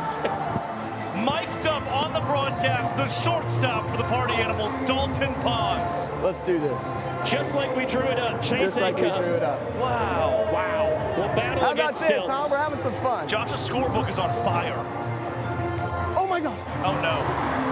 Bloomer fields between the legs, behind the back, transfer trick play. The master plan worked, Master Dalton. plan, guys. What an absolute that is pleasure. incredible. Happy Mother's Day. Hope you guys have a great day.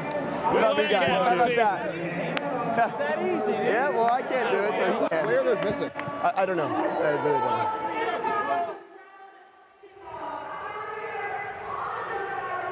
All the fans on the first base side and the right field. Princess, where are you? Well, Janan, I am so glad that you asked. I am over here on the third base side, representing left field, and we call these folks the Royal Subjects. Yeah, okay, Princess. This is a competition, side versus side, where you, the fans, have to finish each song. Are you guys ready?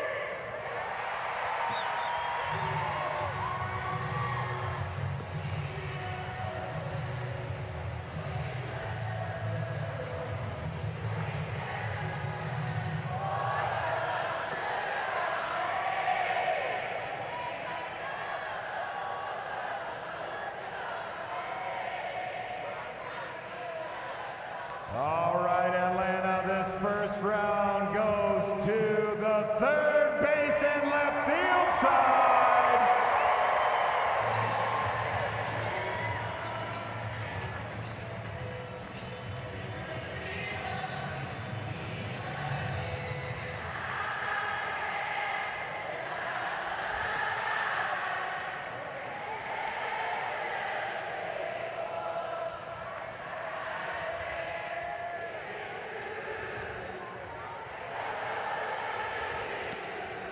Oh, first base and right field, you redeemed yourself. You take round number 2. We got one more, Atlanta. I gotta hear you loud.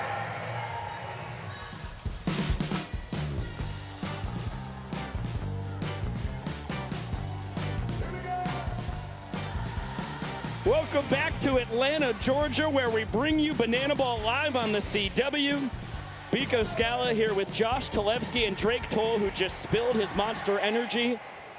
Zamboni, boys, Zamboni. Slurped it right off the table. Cowboy Kyle Lewis, the 9-year Banana here in his 5th World Tour, takes over with a chance to tie this game. The Party Animals lead 2 points to 1, but the Bananas 2 runs in the inning. Lewis looking for the hold. And the Bananas just got 2 scoreless innings worth of work from Tristan Levesque. Now they're hoping the same can come from Cowboy Kyle Lewis, who's done an impressive job at inducing trick plays this year. 63.5% of his outs have included a trick play. That is the 2nd highest rate among Bananaball qualified pitchers. Wow. Bloomer, Fisher, and Cosgrove as Bryson swings through the slider. These guys know each other as well as anybody in the sport. Teamed up on the Bananas in 2021 as collegiate Savannah Bananas. Won a championship. Bloomer came back to win another in 2022.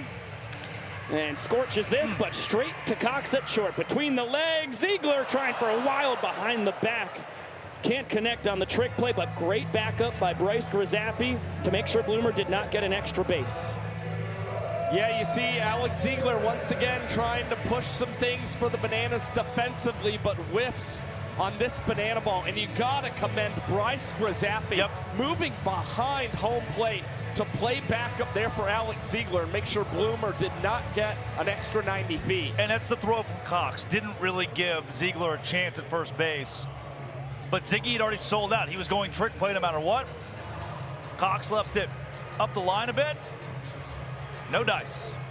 So Bloomer has reached twice today, although he's 0 for 2. Got aboard on a fielder's choice his first time and stole second. You can see him trying to time up his old teammate here. Man, that zone shrunk a little bit, Biko.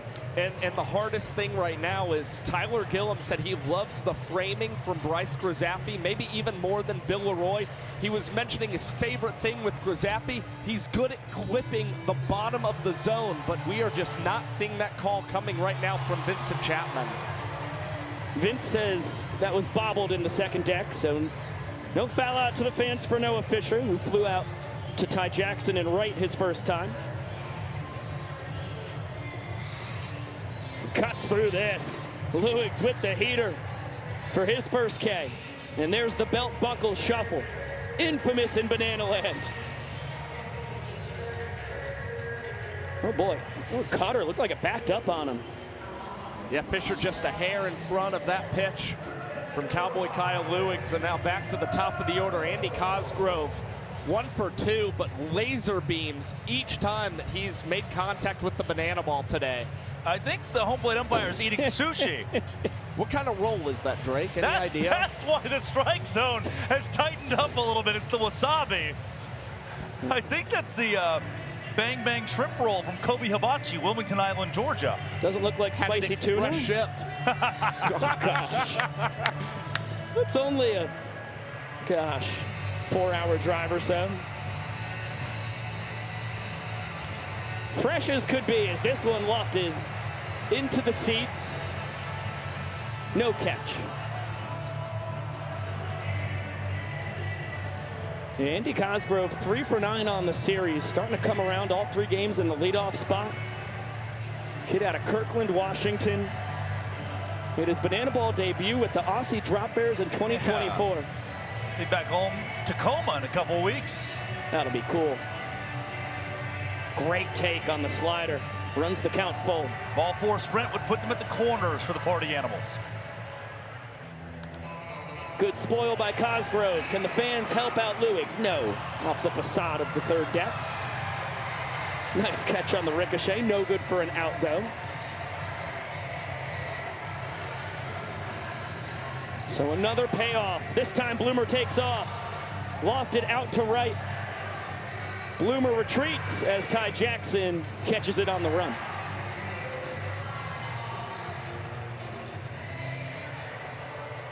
Lewis trying to pick up his defense. Should have had a 1-2-3 inning. Trick play miss started the frame. You see the disgust from Cosgrove that he didn't barrel that up. He's got to get through Reese Hampton to survive this 6th inning unscathed and tie the game. That was a pretty massive payoff pitch, by the way, from Cowboy Kyle. The Bananas issued 8 ball 4 sprints last night, and they got away with quite a bit. That has not been the case today. We've seen 2 RBI sprints from the Animals, as Hampton will roll this one up the middle and into center field. A 2-out knock, and Reese Hampton finally breaking out of a hitless streak, has his first of the series. Sport like this, you easily think, what if, what if, what if? If Kyle throws a ball low, they go from the corners to the corners still, a run across, only 1 out. A lot of this inning changed off of that pitch from Cowboy Kyle to Can Cosgrove on the 3-2. Jake Skoll, one of the only guys with more banana ball experience than Lewiggs on the bump. Skoll in his 6th World Tour. Sprints in both trips to the dish so far today. The inning's tying run is at first. Skoll himself, the all-time leader in home runs in the sport, represents the inning's winning run. How about the Slim Jim X? X. Lewiggs to the curveball to get back in the count.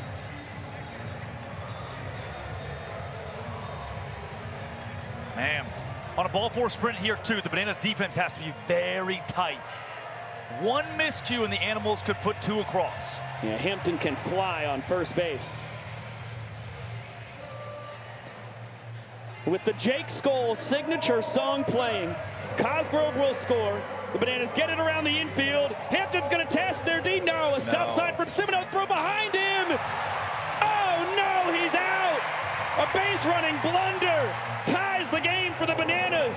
It is 2-2 through 6. He had the stop sign from Thomas Semino the whole way, and Hampton just got a little too greedy, then put on the brakes, and the Bananas caught him trying to head back to that bag. The headfirst dive does not pay dividends, and now we are evened up here in Truist Park. Play the long game. We're all tied up, and it's time for big balls. Big balls. Atlanta loves a good rivalry, so we have a game to play right now based on that. This one is called Big Balls. Let's go ahead and meet our contestants and the teams they represent. Our first contestant representing the Washington Nationals. Our second contestant representing the Philadelphia Phillies. Third contestant representing the New York Mets. And our final contestant representing your Atlanta Braves. And we got Blooper here. All right, fellas, let's go ahead and get into our positions. They are going to run and collide with one another. The last team standing will be the winner of Big Balls. Here we go. On your marks, get set, go! Down, we got one down. Back up, back up, back up. Get back to our positions. We have 1 elimination. Phillies, Braves, and Mets still in this thing. On your marks, get set, go! Helmet off, let's reposition, he's down. It's just Braves versus New York Mets right here in Truist Park. Last man standing, on your mark, get set, go! Oh! Braves go down, Braves go down. Mets are gonna be the winner. No, they're not. Not today. Ladies and gentlemen, your winners, the Atlanta Braves. And there you are, folks. Big balls. It's funny. It's big balls. Where's Adam Virant when you need him? So we can have the Letterman for the Paul that we have. Those are big balls. Good to see a blooper sighting as well. Split's best friend in the universe, as Brady Keiss Second man out of the pen for the Party Animals. Loved the still shot of just blooper with the title Big Balls right underneath him there for a good 7 seconds. Screen grab. Should be shared around the world. Jackson Olsen is plunked. Banana ball out of context. Yes. The day that account is started. Oh my gosh. It's going to the pool they'll have to choose from. If I had the time, I would have started it 7 years ago. So I was Jackie, a junior in high school 7 years ago. That's absurd. Jackie aboard for the second time today. He's 1 for 2 now with that hit by pitch. And Max Young Goldberg. He looks kind of sad. Why does he look so concerned? It just looks like he's in a little bit of pain. All and Oates are not They're not friends even anymore. friends. Yeah, they never were friends. They were only ever business partners. They were just partners. Don't you dare say they were Creative friends. partners. Don't you dare say they were friends. He does seem very concerned. That facial expression is as if he's in pain. Don't cry. They still made magic as a duo. Right, and he's singing about dreams coming true. It's like every other piece of the body is just really moving and grooving. But so good. Oh, he is so good. Kais is not moved. Kais is just ready for delivery. And he delivers inside. Max Young Goldberg, 2-run single his last time, struck out his first trip. He's ahead 2-0. Guy who spent 4 years at the University of San Diego, his dream school, before finishing up at Hope International University.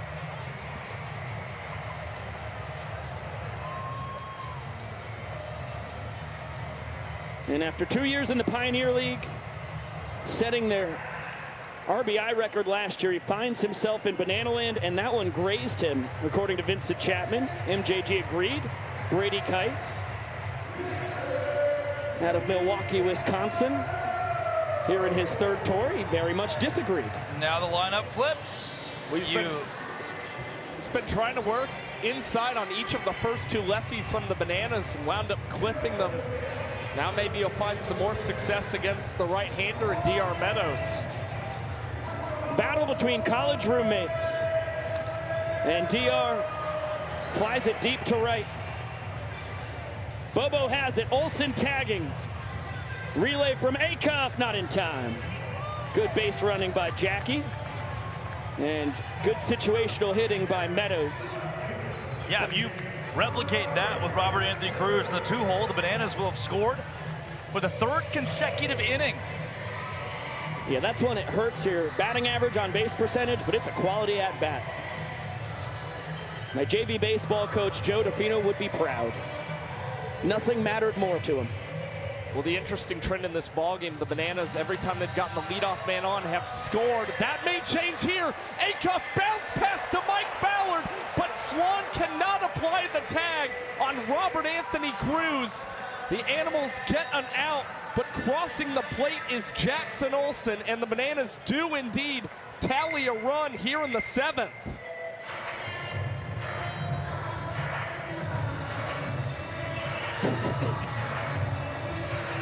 Krasappi and Besser. It's so odd how human beings celebrate the scoring of the runs. When I was in high school, we didn't really celebrate the runs like that, but 7 million views on social media later, it'll all make sense.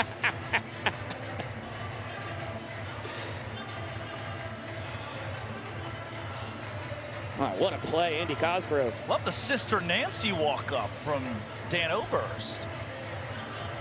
Bomb, bomb. Oberst was 2 for 2. He's going to be 2 for 3. Reese Hampton just shy of the track to put a close to the Bananas' half of the 7th inning, but they have scored in 3 straight frames. And if they can put up a 0 in the bottom of the 7th, they will take their first lead in the all-important points department this afternoon.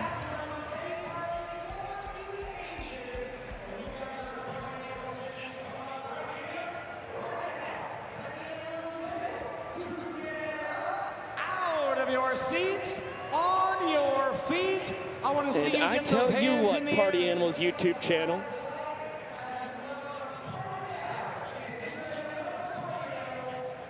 Joining together to sing Don't Stop Believing.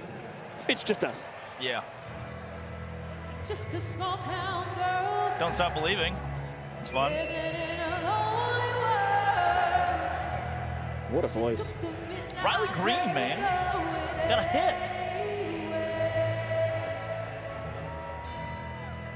Just a city boy. He stepped out of the box. Born and raised in Vince turned around.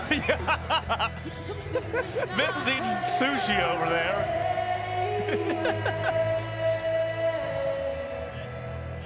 I got a text from our other statistical support, Barry Aldridge.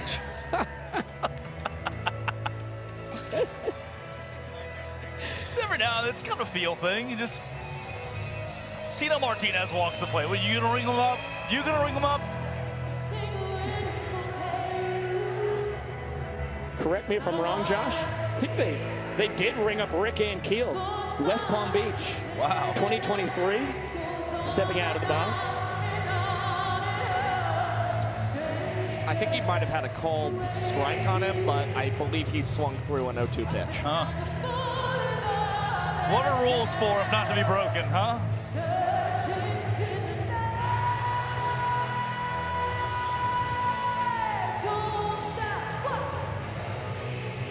Welcome back to Bananaball live on the CW. We are not stopping believing. That's a convoluted but correct way to put it. Thank you. Someone would say we're still believing. Our believing never ceases. See, this place is an asylum. What a scene, though, man. The last two nights, the way that this fan base, the Bananaball fan base, right, has embraced and approached these two teams, this sport, this city. Walking around last night at the Battery, such a well-constructed complex here in Atlanta. Yeah. And jerseys everywhere. Party Animals, Bananas. You see people in Bananas jerseys that have little baggies from their merchandise shopping for Party Animals gear. Place has been black and pink this weekend. Cool to see the growth of the Bananaball Championship League. Over 120,000 fans have got to experience Bananaball this weekend. And not a one of them has ceased to quit believing. That's the power of Bananaland. Got a heck of a ball game on our hands as well. Bottom of the 7th, knotted at 2. Bananas have a run across. As TJ Reeves high and deep out to left. This inning is tied. The rookie, TJ Reeves. Rocket to left. And now the Party Animals a swing away here in the 7th from regaining the lead. And boys, TJ Reeves has Kyle Lewig's number. Had the home run against him in Yankee Stadium a couple weekends ago. Takes him deep for the 2nd time in his career. Both of his first 2 Bananaball homers have come against the longest tenured Bananas arm. Well, he scouted him across 3 games in September of 2023 in Milwaukee, Wisconsin. And it paid off. And that's Jacksonville University on Jacksonville University crime. Kyle finished his college career there, spring of 2021. TJ Reeves got there fall of 2021, spent his final 2 seasons as a Gamecock. You think you'd be kinder to a... Party Animals have the fewest home runs in the Bananaball Championship League, by the way. Just 2 here in Atlanta. Last night, late and timely, a walk-off from Tanner Thomas. There from TJ Reeves. He assures that going into the 8th, at the very least, this game will be tied.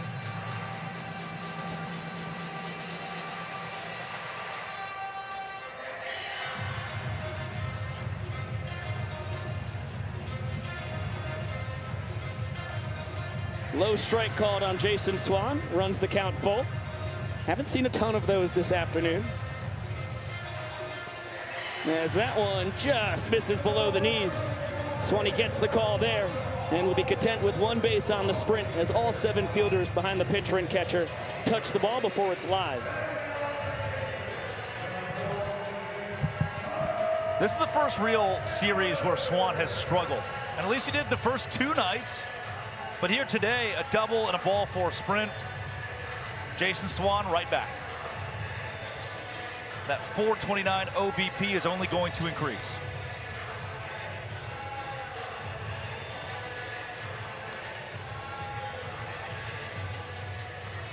Ball and a strike now on Mike Ballard. Came off the bench this afternoon. Bounced into a double trick play, his lone plate appearance. Behind 1 and 2.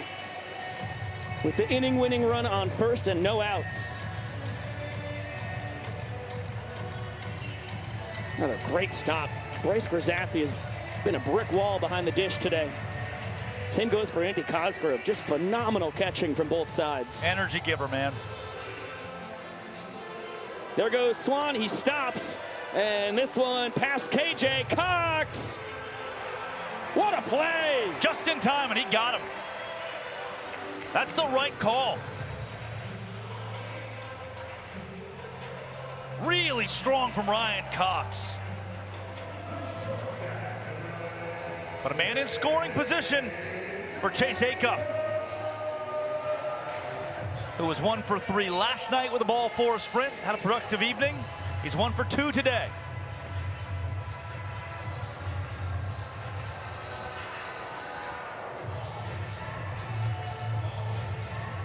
Swan takes off for third.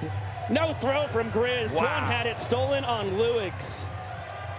Inning-winning run 90 feet away with just 1 out and a 2-0 count. That's your first baseman swiping third base. Yeah, that's his 7th stolen base of the season as well. That's something that he's really added to his game. As how about that Ryan Cox, a big second out, that one right at him. And some shortstop on shortstop crime. Acuff retired. And now the inning is in the hands of Tanner Thomas, who last night in the 7th inning had the big walk-off home run for the Party Animals off Frankie Moscatello. Just blew a kiss to Cowboy Kyle. You mentioned how Kyle and Bloomer have known each other for so long. Try on to Tanner Thomas, too. 2018 and 2019, teammates as Bananas. Thomas goes around to even up the count. And even teammates in Bananaball for 2 games in 2022, teaming up to take on the Kansas City Monarchs.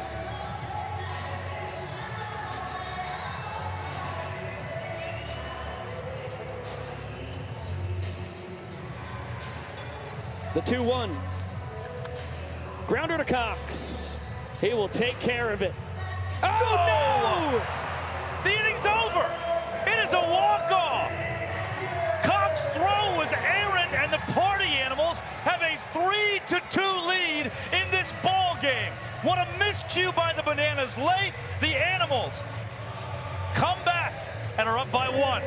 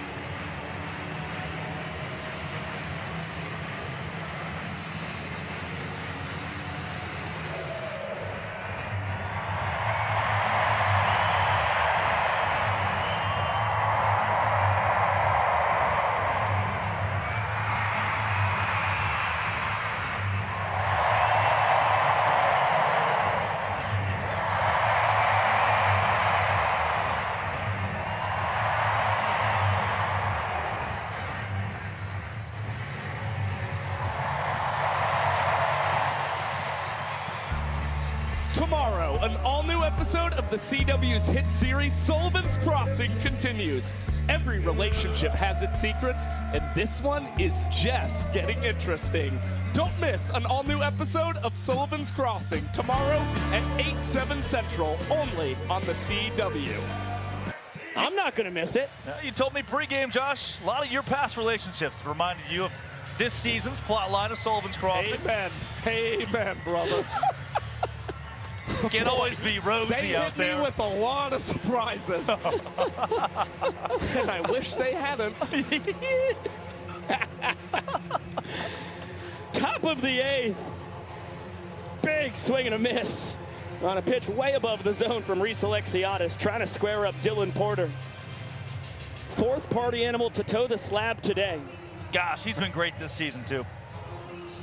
Porter threw for the Animals for the last time in 2024, took a hiatus in 25, was drafted by the Animals to come back to bananaball after a year in independent baseball out in California.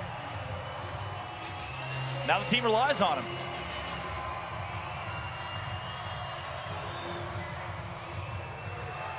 Four, 5, 6 in the order here for the Bananas. Alexiadis, KJ, and Cox. Jam shot. Porter called off by Bloomer. Tip drill. You bet. Now that equalizer point, ever important. The Party Animals a 5 trick play lead in that category, 11-6. That nearly puts it to bed, Josh. A 5 trick play lead feels awfully safe if you're the Party Animals. Unless the Bananas somehow are able to get 3 double trick plays in the next inning. Yep. Again, that was very smart by Bloomer in foul territory. You've got to try it. He secures the out. And you got a quick look at those numbers from Dylan Porter, a guy with the highest strikeout rate currently of any Party Animals pitcher. Yeah, striking out 27% of the hitters he faces. And to give that context, the equalizer point is awarded to the visiting team if they have more trick plays than the home team heading into the final inning. That's why that's very important. The Party Animals can defend it here today. 2 balls and a strike on KJ. Struck out both his times against Gillespie in the 1st and 4th. Then an RBI ball 4 sprint in that 2-run 6th for the Bananas that led to them tying the game. Good pitch from Porter. The Animals came back from a 1-run deficit in the 7th to retake the lead as KJ cranks this deep down the right field line. It's gone! Kyle Jackson, his 4th bomb of the year. And what a response from the Nanners offense. Kyle Jackson, clutch stop at the plate, his first home run since March 28th against the Indianapolis Clowns that completed his cycle. And just what the Bananas needed, a big blast to try and tie up this ball game. Rex Castillo. Hey, KJ, locked in right now. KJ, how are you feeling about the boys' chances right now? I feel good. The Bananas are fighters, man. We got a good squad. We're ready. Back to you guys. Thank you, Rex. The voice of KJ while we watch the replay of his home run. And that is the first home run Dylan Porter has given up in 2026. It could result in us headed to the 9th inning tied. The plot thickens. But as we just mentioned, the Bananas blew a 1-run lead an inning ago. So they frustration from the Party Animals catcher Andy Cosgrove right there. Yes. Visible. Wanted that call against Ryan Cox. Long story short, the Nanners certainly should not be content with just 1 run here.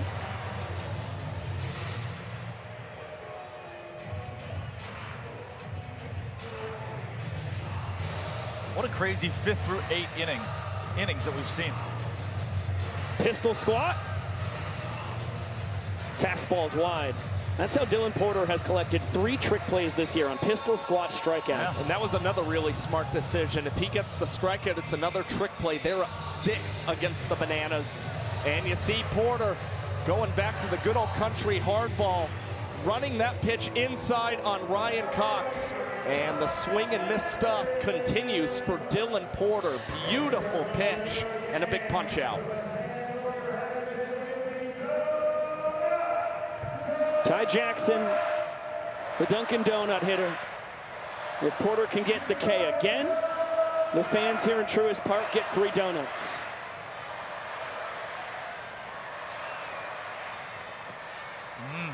Yeah, that fastball has fuzz on it.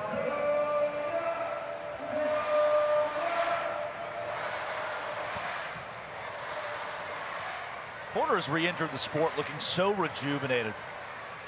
Physically, mentally. Sans that home run, which was a big one. Porter's looked strong, been in control. Chance for the fans. In the tryout Dylan had to get back into bananaball, he was consistently 90 to 93. He touched 95 with the fastball. The curveball, slider, and changeup all moving more than ever before. The coaches were floored as he goes for another trick pitch strikeout, but the heater's low. And the rhetoric was, oh, Porter's trying out again. That's fun. And then after the tryout was, oh my gosh. Yes. Dylan Porter was dominant in his tryout. Someone has to draft him. And back with his familiar squad as that fastball misses just a bit outside. Big turn by Ty Jackson. He will park it at first base. And the biggest thing that a lot of teams saw to Dylan Porter in that tryout was consistent strikes. He finished his 2024 campaign with more ball four sprints allowed than strikeouts generated. Big reason he decided to take the year off. But now, seen quite the rebound for Dylan Porter as he now goes to battle against Bryce Gillespie. And that was just the second ball four sprint the Party Animals have dealt today, though they have hit 3 Bananas batters.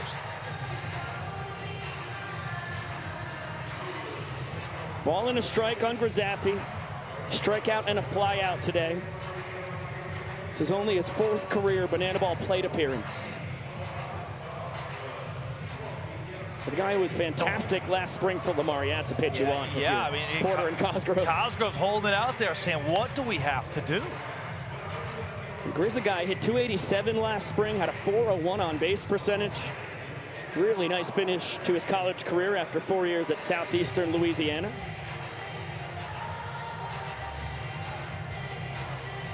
And a Gillum guy, as they call him. 18 walks last year, only 13 strikeouts. That's what Tyler Gillum loves. Not a lot of pop, but so hard to strike out. There goes Ty. He ends up parking it, and the broadcaster's jinx in full effect. Grizz down swinging. Good old country hard ball from Porter, but the Bananas a chance to tie this game thanks to the Kyle Jackson solo shot.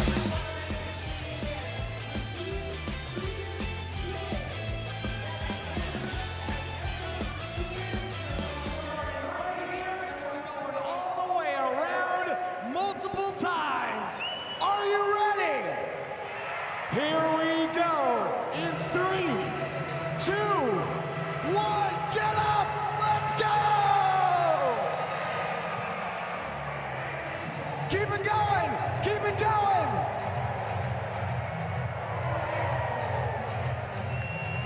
Keep it going, A-Town, all the way around the horn.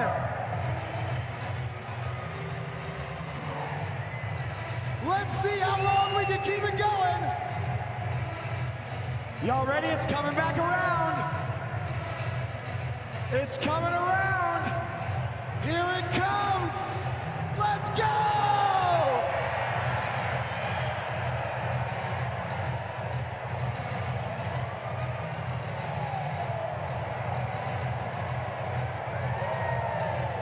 We're 2 for 2. Atlanta, can we make it 3 for 3? Keep it going. We are setting records in Truist Park, baby. Last one, biggest one, best one.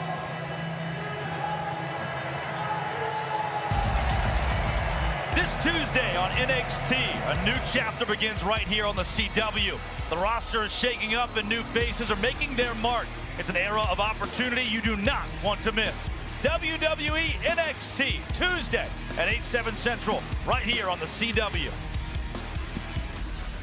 What a banana ball game we've got going on. To the bottom of the 8th inning we go. Jacob Bazela will come in trying to tie this game. And here comes a golden batter. The party animals are invoking the golden batter rule. Batting in place of Bryson Bloomer, he wears X Jake Skull! Josh Gillespie, the statistical savant of bananaball. We are not in the 9th inning. Why would the party animals go golden batter in the 8th? Take me into the strategy. You've got bottom of the order 2 up. You're expecting to have potentially 2, 3, 4. If you do reach the 9th inning, you're just trying to see if you can get something sparked from the bottom of this order. And Jake Skull has had a lot of success as the golden batter in his career. And specifically in the 8th inning of play this year, he's 5 for 6 with 2 sprints. And by the way, guys, today's golden batter is brought to you by PNC Bank. Brilliantly boring since 1865. But nothing boring about the golden batter, nor this high-pressure situation. With the game on the line in our second to last inning, that is a sword from Skull. And it's a credit to that filthy splitter from Bazela. High 80s, low 90s with the gas. Slider, curveball, and a knuckleball with that signature split fastball. 2-2. As of right now, it's not a huge point of emphasis, but it's creeping there. The time, 4:20 left. Nice. In this 8th inning.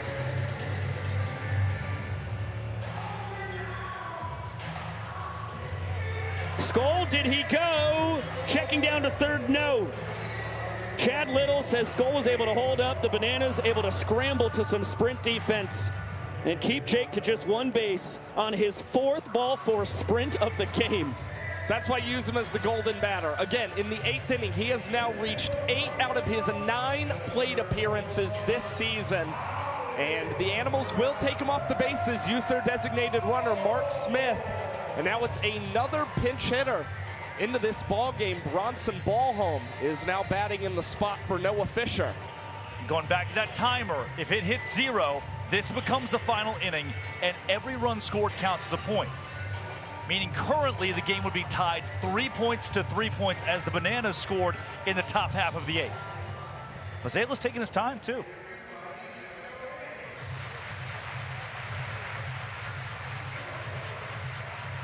Ronnie did not get the start on Friday.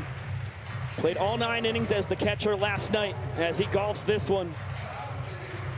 Just shy of the infield, Ryan Cox. Tip drill, KJ dives to make sure Cox gets the trick play. As the Bananas are still down 4 trick plays. Yeah, I think that trick play is just for sport. Keep the crowd engaged and entertained. A couple of guys who know the game of banana ball so well, making sure the fans are getting a show. The only way the Nanners can claim the equalizer point here is if they string together a triple trick play with foot or knee juggles. It's also potential on a trick pitch strikeout. Catcher goes between the legs. It's going to take some oddities. Rare. Let's just say it's rare. Correct.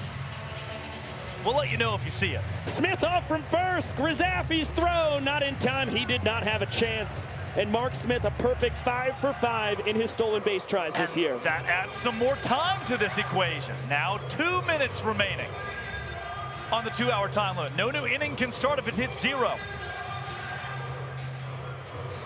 Bazela just misses the inside corner. 3-1. Big swing and a miss. Cosgrove was trying to make it a 4-2 game with 1 swing of the bat. Payoff. Bounce, look out, Bananas. JT Sokolov, I think, got a little bit of that Cosgrove foul ball.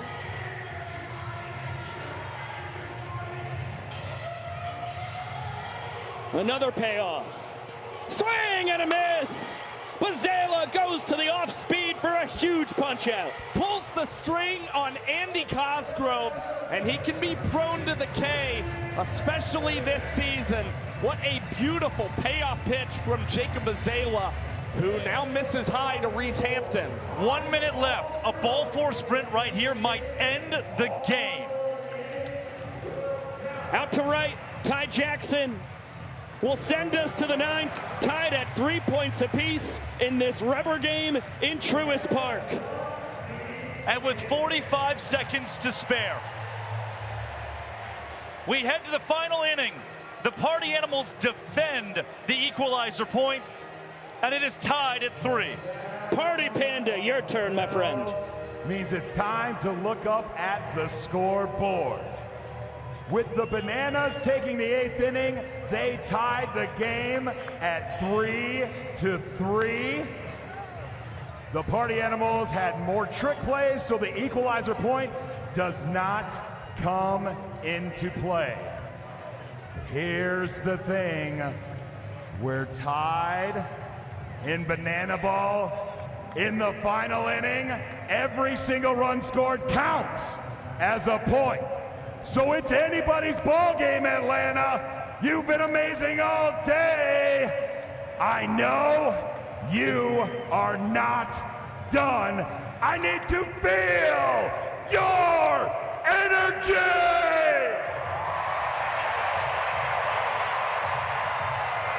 Because this is the final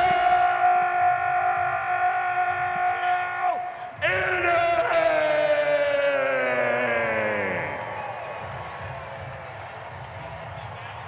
Party Panda, absolutely built for this. As we are knotted at 3 with Peter Holden, the 6'5" southpaw, who got the save on Friday night, taking over, trying to hold it at just that for his Party Animals. What a story. University of North Florida. His senior year in 2024, he finished spring ball and went straight into banana ball. Having thrown over 100 innings that spring, jumped into this sport. And again, we saw a save on Friday night for Pistol Pete. Only the second of the season for the Party Animals. And Holden was able to work himself out of trouble, had 2 guys in scoring position before he was able to get Bill Leroy to fly up to Tanner Thomas in left field. So trying to keep the bases empty and pitch a very clean ninth to try and set up a walk-off victory for the Animals. Yep. And this is a moment he deserves now. He's worked his way since that 2024 season to this, being able to come in and close in the biggest moments. Jackson Olsen due to lead off the inning, but we're getting a golden batter instead. Ladies and gentlemen, the Savannah Bananas are invoking the golden batter rule. Hitting in the place of Jackson Olsen is the Savannah Bananas golden batter. Please welcome Dan Oberst. The Bananas golden batter is brought to you by PNC Bank. Brilliantly boring since 1865. And we get another chapter in this rivalry between Oberst and Holden. A couple Sunshine State kids. A new rivalry. Dueling it out here in the Big Peach.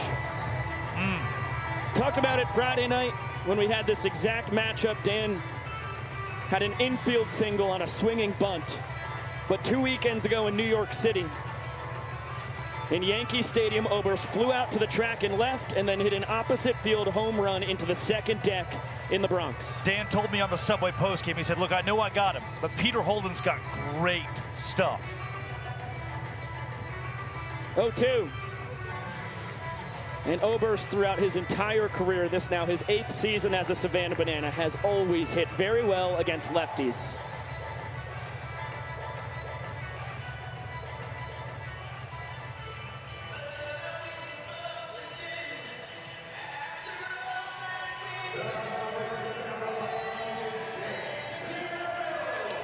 Bouncer past Bryson Bloomer, and Dan Oberst in the clutch as the golden batter once again. His 3rd hit as the golden batter this season for the Savannah Bananas, and they've all come against Pistol Pete. It is unbelievable the damage that Oberst has been able to do against the Party Animals southpaw. And let's not forget Oberst, a great base runner in his own right.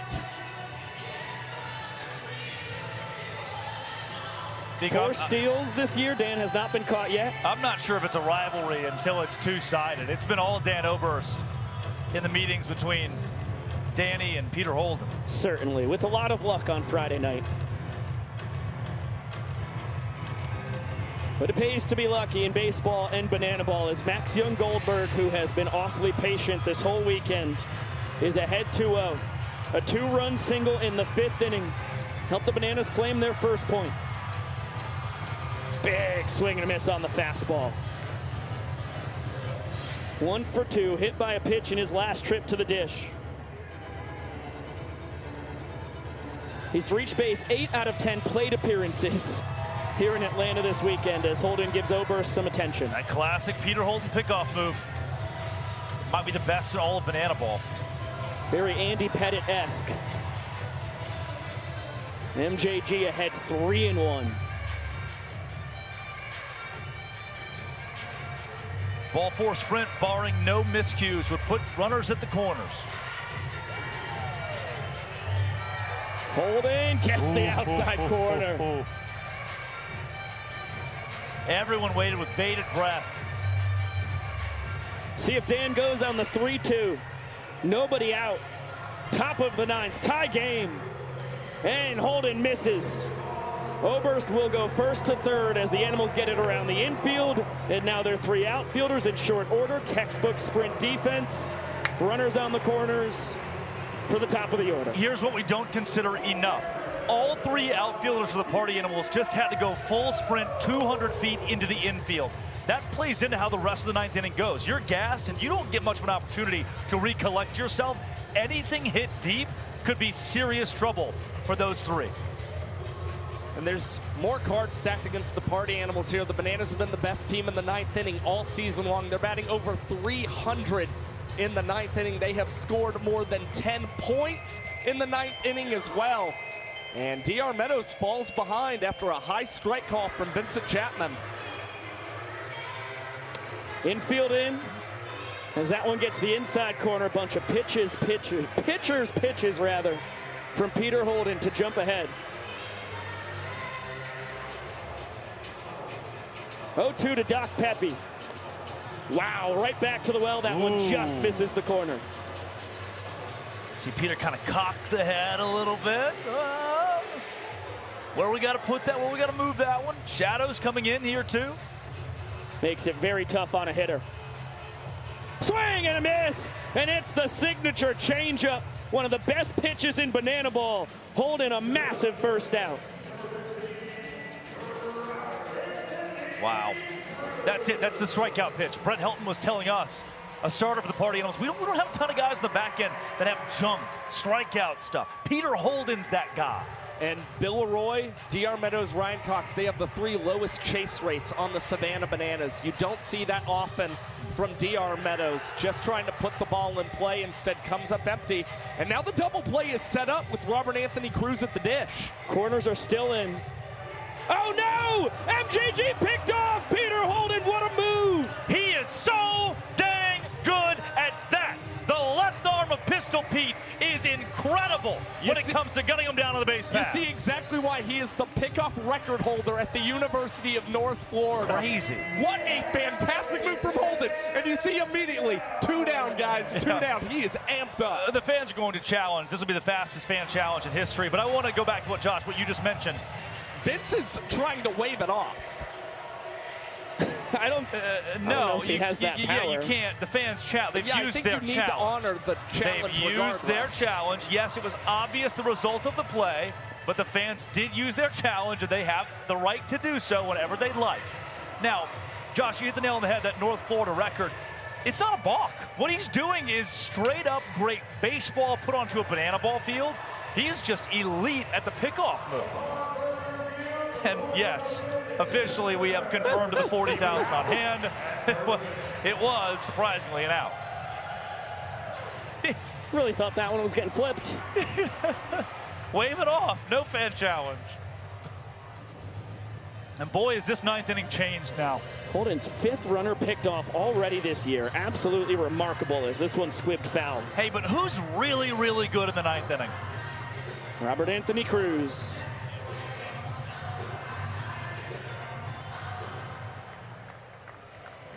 One for 4 today. Bouncer to first. Jason Swan to the bag. And Holden with a runner on third and no outs. Strands him. Absolute onions to keep this game tied. Wow. And now, use the word unflappable earlier in reference to a fan catching a foul ball. How about Danny Hosley? Huh? You want unflappable? He has not blinked yet in 2026. We're in mid-May. And Danny Hosley is not allowed an earned run. Well, I'll tell you what, this isn't a 2026 thing. Yes, he's got 10 2/3 innings this year without allowing an earned run. That makes it 28 straight innings pitched going back to last year without allowing an earned run. Yeah, and you see he's still got the earned run average at 0 this season, leading the Bananaball Championship League. Hosley just tremendous all around, the highest strikeout rate in Bananaball this season. But interestingly enough, he did not have a strikeout against the Party Animals last night as he picked up the save. And there's no team that has hit him better in 2026 than the guys wearing black and pink. And the Animals have already used their golden batters. They'll have Skoll, TJ Reeves, and Jason Swan. Skoll, 4 ball 4 sprints in this game. TJ Reeves, 2 for 3, a double and a home run. Jason Swan, 1 for 2, a double and a ball 4 sprint. The most dangerous part of the lineup you could face in this moment against the best pitcher in the sport.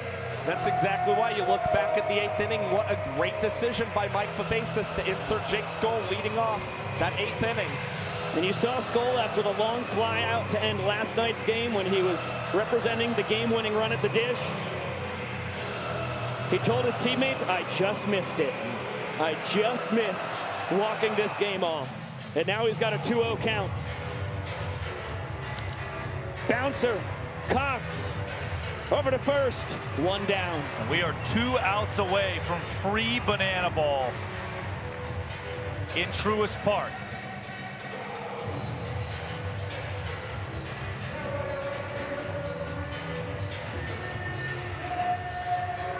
It feels like this series deserves showdowns, but the Party Animals bats will have something to say about it. 12-6 curveball. Strike 1 to TJ Reeves, a homer his last time to the dish. And a screamer into left, his 3rd hit of the ball game. He is a triple away from the cycle.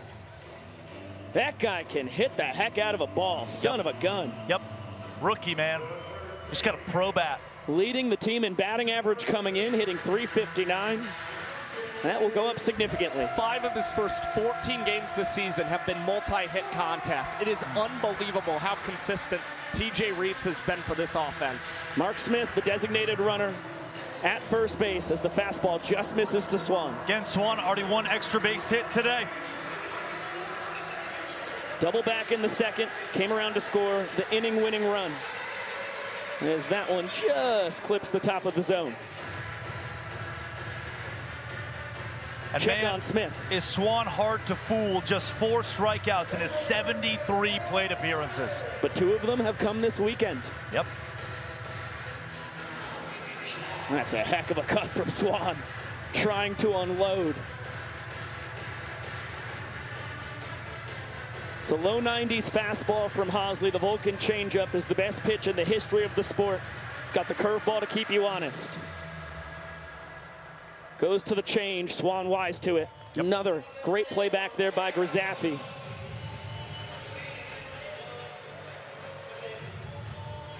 Huge 2-2 pitch coming. That ball blasted out to left center field. Smith around second. Alexiadis to the ball, Smith around third. Jason Swan wins it for the Party Animals as they take the series in Atlanta. All the way to the wall. What a scene. The first earned run Danny Hosley has given up all season long. The veteran Jason Swan plays hero in A-Town.